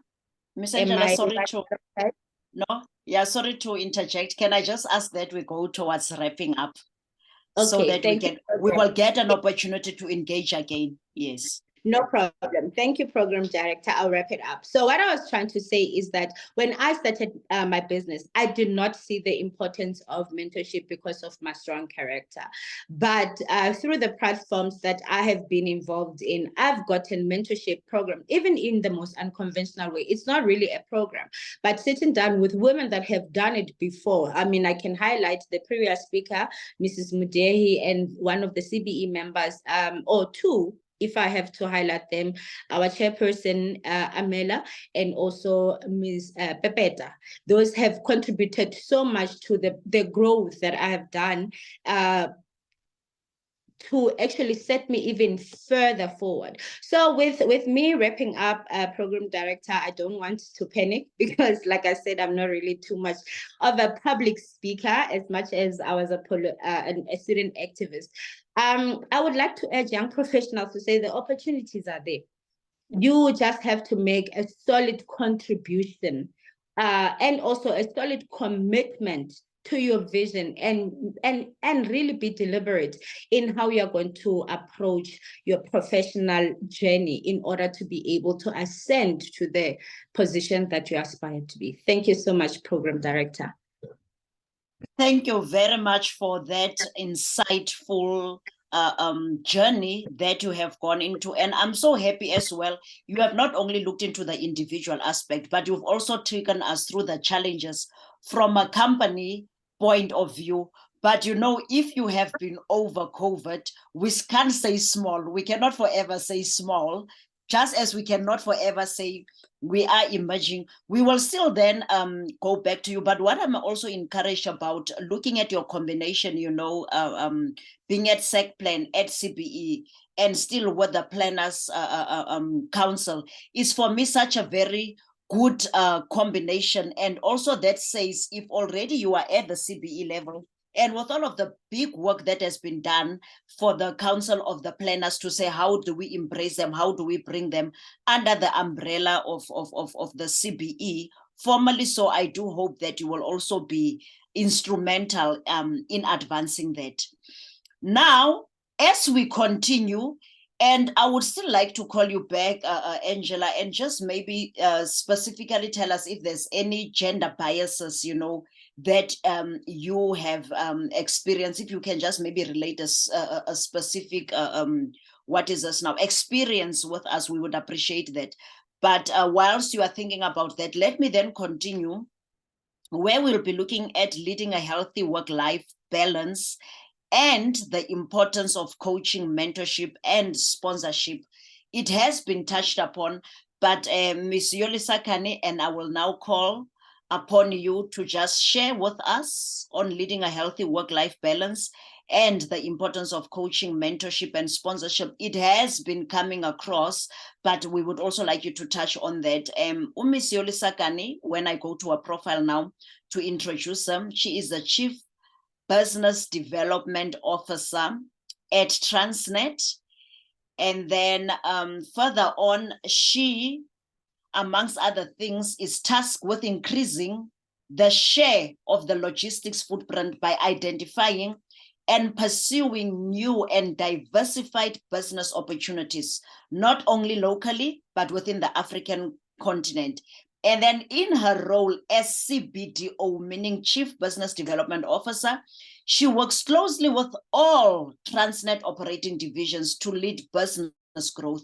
She's also responsible for managing key stakeholders in government and private sector. She is a business executive with 22 years of experience in transport engineering, planning, and operation. She has a BSc Honors in Transportation Planning. She is a member of the Boardroom Africa, a network of women executives in Africa. Among some many notable achievements and accolades, Ms. Kane was in 2019 named one of the top 100 women transport planners globally by the German Development Agency and the top 50 inspiring women in tech by the Kingdom of the Netherlands. Now, with 22 years of experience, transport engineering, planning, and operations, Yolisa, I am interested because some of these careers, we didn't know that they exist. And if you already have over 22 years of experience, tell us the secret, Mfazo. How did you get to know about it? Because, hey, we didn't know about those 22 years of experience and still gaining accolades for that. Or transport engineering, where did you hear about that and how did you even come to that? But obviously then, as you go on to that, I'll be interested to even know who coached you, how you were mentored. Was there any kind of somebody that was paying it forward? Because it will be interesting to hear when we talk about growing the skills pipeline, we're not only talking about careers now in the built environment, we're also talking the future, you know, a futuristic outlook. And also then how do you just navigate that and still have that work balance charged with such a huge responsibility, not only locally, but globally. And hey, this portfolio sounds so serious. I'm interested to learn and hear more. Over to you, Yolisa. Thank you, Sis Nomvula. Good afternoon, everybody. My name is Yolisa Kani. I fall into the group of people that are modest about their achievements, and I suppose I'm also learning that I need to punch way above my weight. It's a weakness of mine. There's a whole lot more to myself, Sis Nomvula, but for another day. I also would like, with your indulgence, I'll talk about the work-life balance and the importance of that, as well as coaching and mentorship. Just at the end, I just want to, there's a specific thought process that I have in mind. But let me start with my career. I didn't know about the career. I started with BSc Social Science at Rhodes University, and my dad was paying for that. And I must tell you, because I didn't know much about that either, being a science student, I thought this wasn't for me. And I suppose the universe was redirecting me, correctly so. To my father's dismay, at the end of the year, I said, I don't want this. He's like, I've just paid 25,000 rands. Woman, talk to your child, I'm going to kill her. How I found this career, and I'm going back to the importance of career guidance. You must never underestimate that. So how I found this is a cousin of mine who had registered for the same at Port Elizabeth Technicon. And she's like, no, there's still spaces, go and register. It wasn't something I knew about. It was somebody saying there's still spaces. And remember, I was coming from university, I had not applied. So I was looking for the next available, space in tertiary. And that's how I landed in civil engineering. Fast forward to when I started working, though, is that the consulting firm that I worked for couldn't give, you know how they say, couldn't care a damn. They couldn't care a damn about young Black professionals. So I registered for a BCom from UNISA, and I finished my first year. But fast forward, I landed a job. And how I got this job at Arab Consulting Engineers is that I realized that I was going absolutely nowhere slowly in a white male Afrikaans environment. They really couldn't care less, right? So I then call this particular company, Arab Consulting Engineers, and you know how it is, you go through a PA, she wants to know your don't pass and your nothings and whatnots and what have yous. For a week, I wasn't getting to the person I was looking for, who was a general manager of the unit. One day I decided, let me call at 7 o'clock in the morning. And I tell him, this is me, this is my qualification. He says, come tomorrow. I go tomorrow and we have a good conversation. He says, you can start the following week. And this is what happens when you take chances. Because what's the worst that can happen? The worst is somebody's going to say, no, you move on. They're not going to kill you. But you've got that satisfaction that, oh, well, I tried. It didn't work out, right? In any event, this is the company that introduced me to transport planning. The studies that they were doing then, it was what they called the comprehensive integrated transport plans. We needed to understand the supply of public transport vis-a-vis the demand. And they take me smack bang into the middle of rural KZN. I realized there the plight of commuters in South Africa, that not only do you pay more than 30% of your disposable income on public transport if you don't have a car, but your journey actually starts at 3 a.m. Because the first passengers at the taxi and the bus and the train station, you'll get them at 4 a.m. And all these people are chasing to be at work at 8 a.m. And I fell in love with this because I thought it is the biggest injustice we can do to our people. And the rest is history, I suppose. I was lucky enough after that to be recruited by the city of Johannesburg. They had just started the separation of civil engineering from transport planning. And when they recruited us, it was deliberate that they were looking for young Black professionals. There were white males amongst us who were kind enough to just mentor us and show us the ropes.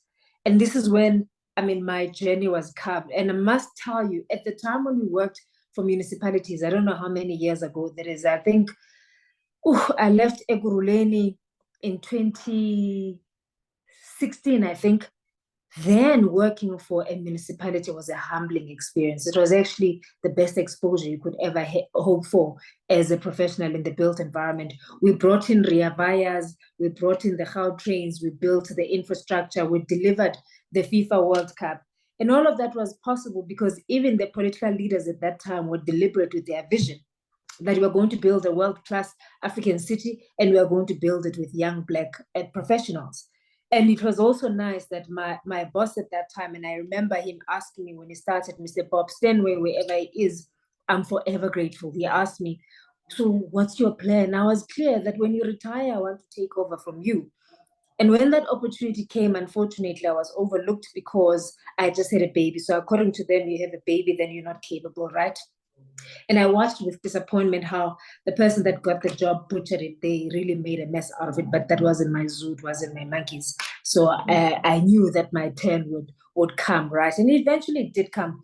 And I did a wonderful job at it because I had chosen something that I really loved. I was passionate about it because if you look at the built environment, it is us.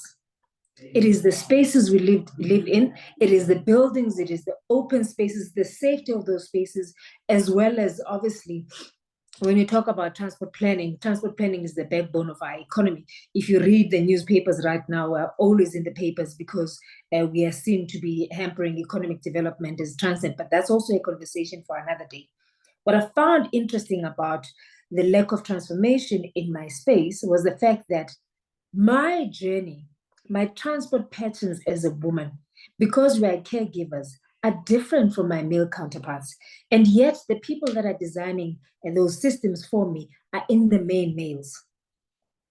They don't know about leaving your house to drop a child at creche and then going home, going to work. They don't experience coming from work to the shops to go buy bread and milk, pick up a child from creche, go home and cook dinner for the family. They don't have that in their system. It is us who have to go through that. And yet the system is not built to accommodate all of those patterns. You look at the public transport facilities now. If you are a woman in that facility at 6 p.m. in winter, woe unto you. It's the safest place you can ever imagine, not even proper public toilets, right? So that's how I realized the importance of the sector. Now, let's talk about the importance of mentorship and coaching. I'm a TikTok girl, and not for any other reason other than the fact that I laugh my head off the silliness. And I suppose people have to just, they have to relax and they have to let their head down. And I bumped into this one particular video of a 5-year-old. Her name is Abby. The mother is asking Abby, so Abby, tell me, what do you want to be when you grow up? Abby's like, what do you mean? And the mother's like, what do you want to be when you grow up? She's like, I want to take care of monkeys. I'm like, that's my girl. She wants to take care of monkeys.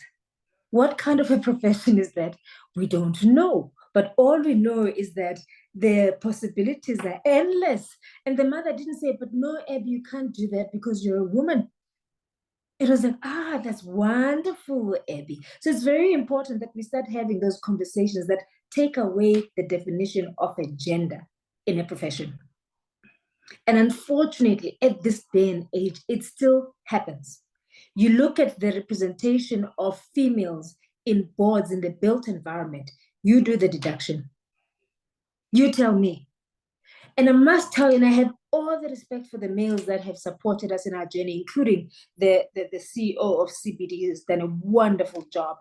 But I must tell you, if you talk at this age, you are still talking diversification and inclusion at this day and age, we're still talking targets that are not met. I am not sure what it would take to break that ceiling, right?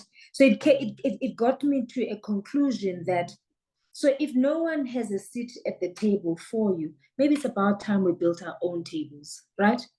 Because if you're going to wait for an invitation, it might not ever come. So for me, it is the importance of building this pipeline. And it's one thing to build a pipeline. I mean, I've got a pipeline of projects in Africa. It's another to close on those transactions, right? So we can talk about the lack of women in science and technology and engineering and whatnot. We've got to build an enabling system Do you get it? So for me, it's very important, therefore, that as much as we have the males that are supporting us, the one thing I'd like us to think about is, and I'm speaking anecdotally, and I'm speaking because I'm in a safe space, and I'm speaking because we can have this conversation. We need to ask ourselves, why is it so difficult for us to support one another as women? Why is it that when we talk about the horrendous stories and the experiences we have at work, more often than not, it's what we meet towards each other as females, right? Because we should be each other's keepers. And I'm not saying there aren't any successful stories of a woman supporting a woman, but more often than not, in my space, the experiences that I've heard is us on each other's cases. Now let's talk about, because I could go on forever. So the point that I wanted to make is that we know the stats. The stats are saying we make 50% of the population, and yet in the built environment, it's only 13%. The stats are saying out of the many female graduates in the built environment, 13% remain, the rest exit the system for whatever reason. Those are the real conversations we need to have. And I need to commend the finance, as well as the property sectors who've done tremendous work in transforming their sector. They've got serious associations that they have raised. Let's talk about, and this is me closing off, this thing called work-life balance. You see, I don't know if it exists. You've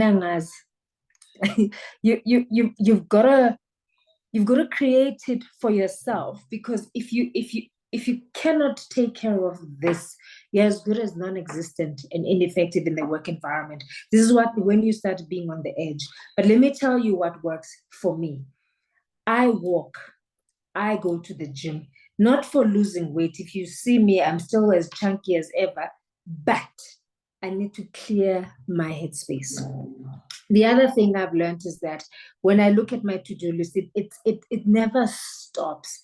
But I've realized that, and this is what my doctor said to me, when it gets dark at night, close the laptop, have a chamomile tea, sleep, and reset.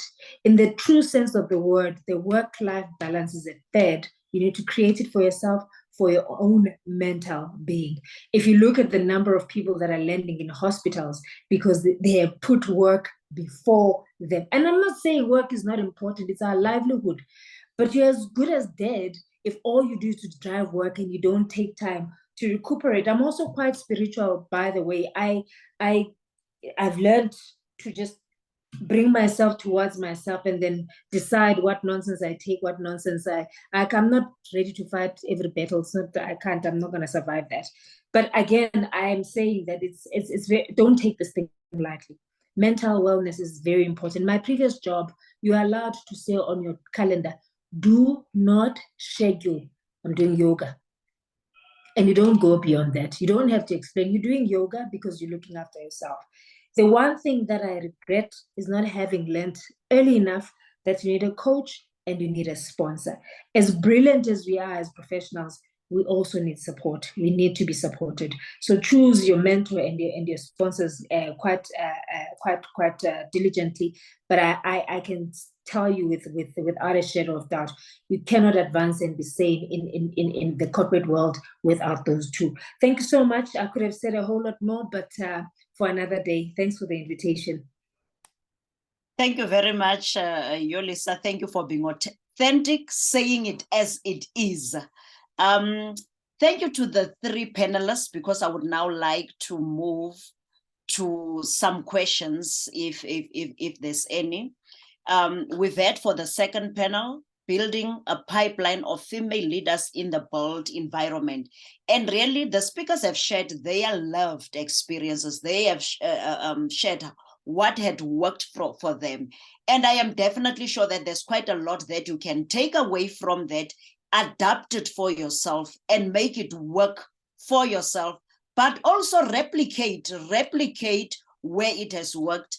I would encourage you to again go and view this video and still do notes for yourself, because I think for me here, we did get a compass that will enable us to say, how do we navigate, as women, and how do we grow as women in the field? I will share some remarks, from what I was able to extract from all of the speakers. But once more, I would like to thank Ms. Akona Gunguluza, Chief Executive Officer, Tenacity Management Services. I would like to thank Ms. Angela Mahopo, Managing Director, Pemo Town Planning and Property Development. And I would also like to thank Ms. Yolisa Gani, Chief Business Development Officer, Transnet. What I do agree with you, Yolisa, is that this issue of work balance, and that question always comes. I think it's just how you structure it for yourself. I don't think there's any universal standard. Now, with that being said, let me quickly look at the question and answers. Thank you very much even to the panelists. We were able to catch up on time. I see that we still have open 17 questions and we've got answered 10 questions. And then the others were really the information on the hashtags that you can use. And some of the questions have been answered. I think there is one question that I have seen of how can Uretang Mapotoma. She is asking how can she volunteer at CBE? She would like to be involved. I know one of our panelists talked about a strong point of volunteering, because remember, when you volunteer, you are acquiring the skills. Not all skills. You don't need to be paid for all skills, because the skills that you acquire whilst volunteering are actually opening you up not only to opportunities, but also at discovering yourself and enhancing whatever skills it is that you would like to enhance. And then I'm not seeing any questions. I think whilst we are waiting for the questions, which I will go into, if you've really listened, there's quite a lot that has come out in terms of a direction. Obviously, I've kind of tried to consolidate, but at the same time to say to the committee that has been tasked on advancing women in the built environment, to say really what are the takeaways, just an extract. The first one for me was promoting gender diversity policies. I know that as part of your focus, you do talk to that, but I think we should still also go beyond that and say, how do we encourage companies and organizations in the built environment sector to adopt and implement gender diversity policies that focus on equal opportunities, pay equity, and career advancement for women? Or in that encouragement, the ones that are there that are doing that, how will we know about them? How will we learn from their strategies? What platforms can we create for them to be able to share how it is done in the companies? I would also even like to say to the delegates that have attended, if you have those, please, KB, can you please also write your email, in the chat? I know I'm putting you on the spot. If there are such, we would like to learn. Please make those input and make the recommendations to the CBE, because then based on the committee that they have established, they will be able to know on how to put this and be able to shape, the policy direction that we will take going forward. It's only there not to benefit us. We might not have benefited as we would have loved to benefit, but let's pay it forward. Let's pave the way. Let us be the change that we would like to see. I think for me, that will be the first policy mentor. Mentorship and sponsorship program. If we could look at establishing mentorship and sponsorship programs to connect women professionals with experienced mentors who can provide guidance, support, and advocacy for their career advancement. If you've looked at the comments, there's quite a lot of people that said, that was a very good lesson to learn. I would like to connect with this woman. I would like to be mentored. Those things have come up, and I've seen that there has been answers to that. But I think maybe the second takeaway, we should look at mentorship and sponsorship program. And the biggest one for me is now the leadership training and development, which is what this committee really is standing for, being leadership training and development.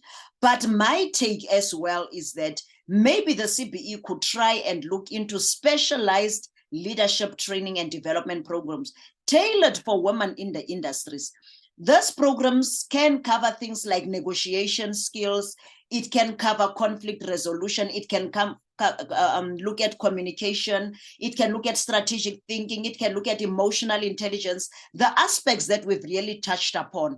So when we're looking at that leadership, maybe we should look at specifics that will enable me to be work ready, that will enable me to be able to run, because nobody prepares you for leadership. The worst part of it is, again, still from an industry perspective, empower me as a leader on specifics that relate to that industry. If you're talking negotiation skills, teach me how to negotiate, whether it is contracts within the environment, whether it is involvement in certain areas that you can clearly see are not necessarily tailored or would not necessarily make room for you. I think for me, that is the third one. And then the fourth one, visibility and recognition. That has come up. Look, going through the profiles of the woman that has spoken here, I think we are not doing enough to recognize and celebrate the achievement of women leaders in the built environment. And that is why the young ones that are upcoming, they do not know where to look for mentors. They are unable to find role models. And in this world of technological advancement, how do we give that visibility and recognition? I mean, we're sitting with people of more than 22 years experience, more than 24, and so on. If we were not at this webinar, we would not have known about them. So really, for me, the fourth point is then, how do we give that visibility and that recognition? And in doing so, we are increasing the pool of mentorship within the built environment, because others are afraid to enter, and others, once they are in the industry, they cannot maintain it. They do not stay because, you know, that visibility and that recognition is not there. Networking opportunities, I think this is one of them. It doesn't matter whether we are online, we have their profiles online, we can take it further, because even if it was a face-to-face event, surely you will have the business card, but you would not be able to engage the person on everything that you are looking for. And then most probably one of the important things we'll have to look at industry collaboration and partnership, be it within the built environment councils, the voluntary association, and even outside. I think if you had looked at the profiles of some of our speakers, they are talking about the Institute of Directors. That is now outside the built environment. So from the CBE side, how do you then form those industry collaboration that will help empower women holistically? I was impressed by Umamutie's financial management aspect, because she had to go out and acquire that. Then how do you, within the construction industry, empower the women, because they are running their businesses as well? So let us not only concentrate on the technical acumen, but how do we include the business acumen for those that are running business, those that want to run the businesses? And how do we also include the soft skills, your emotional intelligence, your negotiations, and so on? And as I do understand, the focus of this committee is to advocate for legislative changes where it is necessary. So we would really like to see how the CBE then takes that forward. So for me, I think if I just extract from everything that would have been said, I would say, you know, those are the takeaways, and those are the things that we can then take on further. And then with that said, I am still trying to look at the questions. All right, I have one here from Unyameka Magongo. I must say, he is one of our corporates, a corporate member of the Association of Construction Project Manager, and he's a man. I am happy that you are here. So let us hear, because we are saying that we cannot talk to ourselves. So Unyameko is saying, great speakers, nation, groups, etc. succeed as they purposefully hunt as a pack, meaning we must come together. Of course, Nyameko, taking people like yourself together as well. And then he further on says that individuals succeed as they set clear and specific goals and go after one thing, not all things, one thing. Thus, I teach this concept to my daughters. It is my considered view that women in the male-dominated and hard-built environment must do this to, as a crowd, progress and lead in the industry.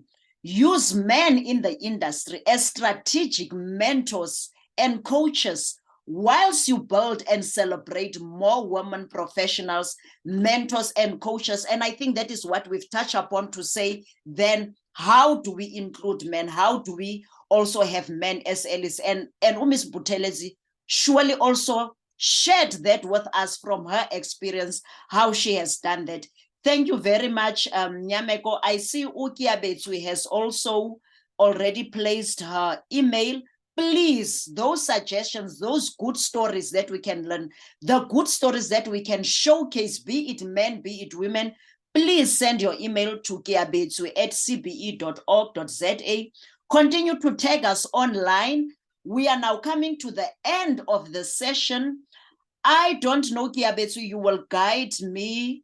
Do we now go to the closing remarks, or do you want to still just open up, for live questions where maybe we can just have 3 questions, people can unmute themselves, and then we can go towards closure?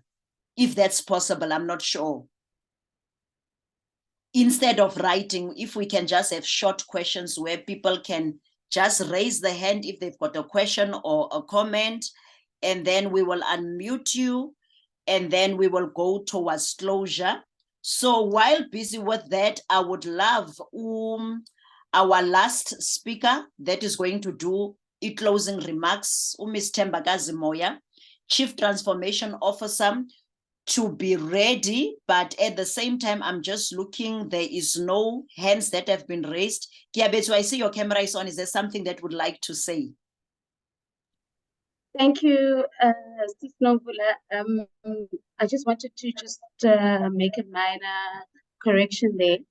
We're going to be having our CFO, Ms. Sari Trivi, who's going to be giving us a closing remarks this afternoon. And we have checked through all the chats, and there haven't been any further questions for us to continue the Q&A session. All right.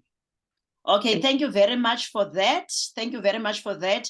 And I think once more, we would just like to say thank you to the panelists, to those that have participated. Thanks for your questions. Keep them coming, send the emails. And then with that said, I will then ask the CFO to please do the closing remarks for us. And thank you very much from my side as well. And thank you very much even for the CBE for this opportunity. It was quite an insightful session. Thank you very much.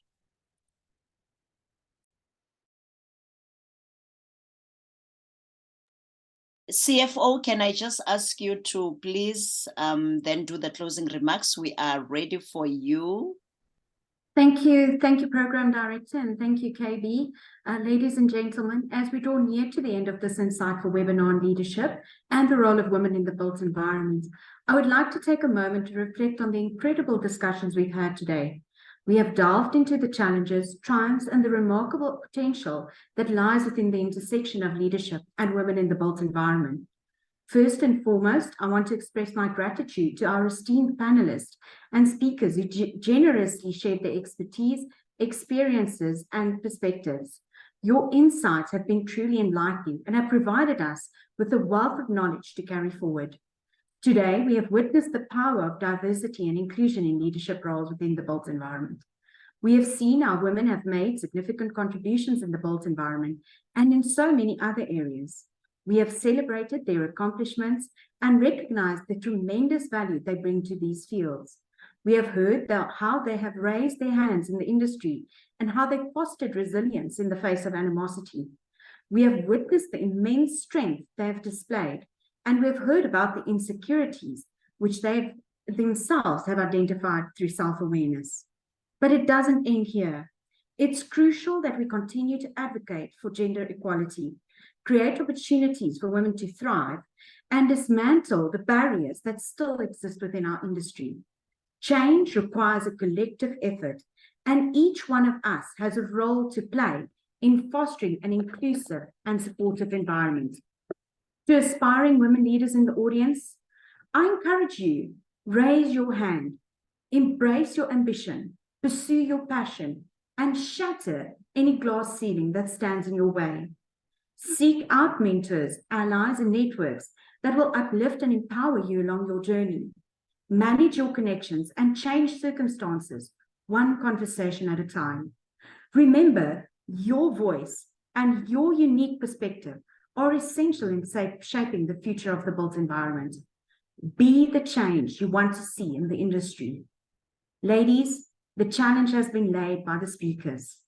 If someone tells you that you can't, do it twice and take pictures of both of your successes.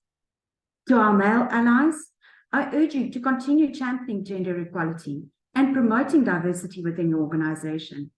Have courageous conversations and be bold in the manner in which you address gender equality. By actively supporting and amplifying the voices of women, you contribute to a more equitable and prosperous industry for all. Finally, let us not forget the importance of collaboration and partnership. By fostering strong connections and working together across disciplines and backgrounds, we can achieve extraordinary outcomes. The challenges we face in the built environment require collective solutions, and it's through collaboration that we can truly make a lasting impact. As we conclude these webinars, I hope that you leave with a renewed sense of inspiration, determination, and commitment to championing the cause of women in leadership within the built environment. Let us continue these conversations at the CBE WG Transformation Collaborative Forum, where we can take action and create a future where every person, regardless of gender, can thrive and contribute to building a better world. Considering the current conversations, it is evident that more mentoring, coaching, and sponsorship opportunities need to be created and sustained for women, not only in the built environment. CBE needs to drive continued efforts to develop the pipeline of women leaders and advancing her. Last but not least, I would like to invite all participants to once again follow us on Facebook, LinkedIn, and Twitter. Our Twitter handle is @CBE_PTA. Once again, thank you all for your participation, and I wish you continued success in your endeavors. Together, let us shape a more inclusive and equitable future for the built environment. Thank you.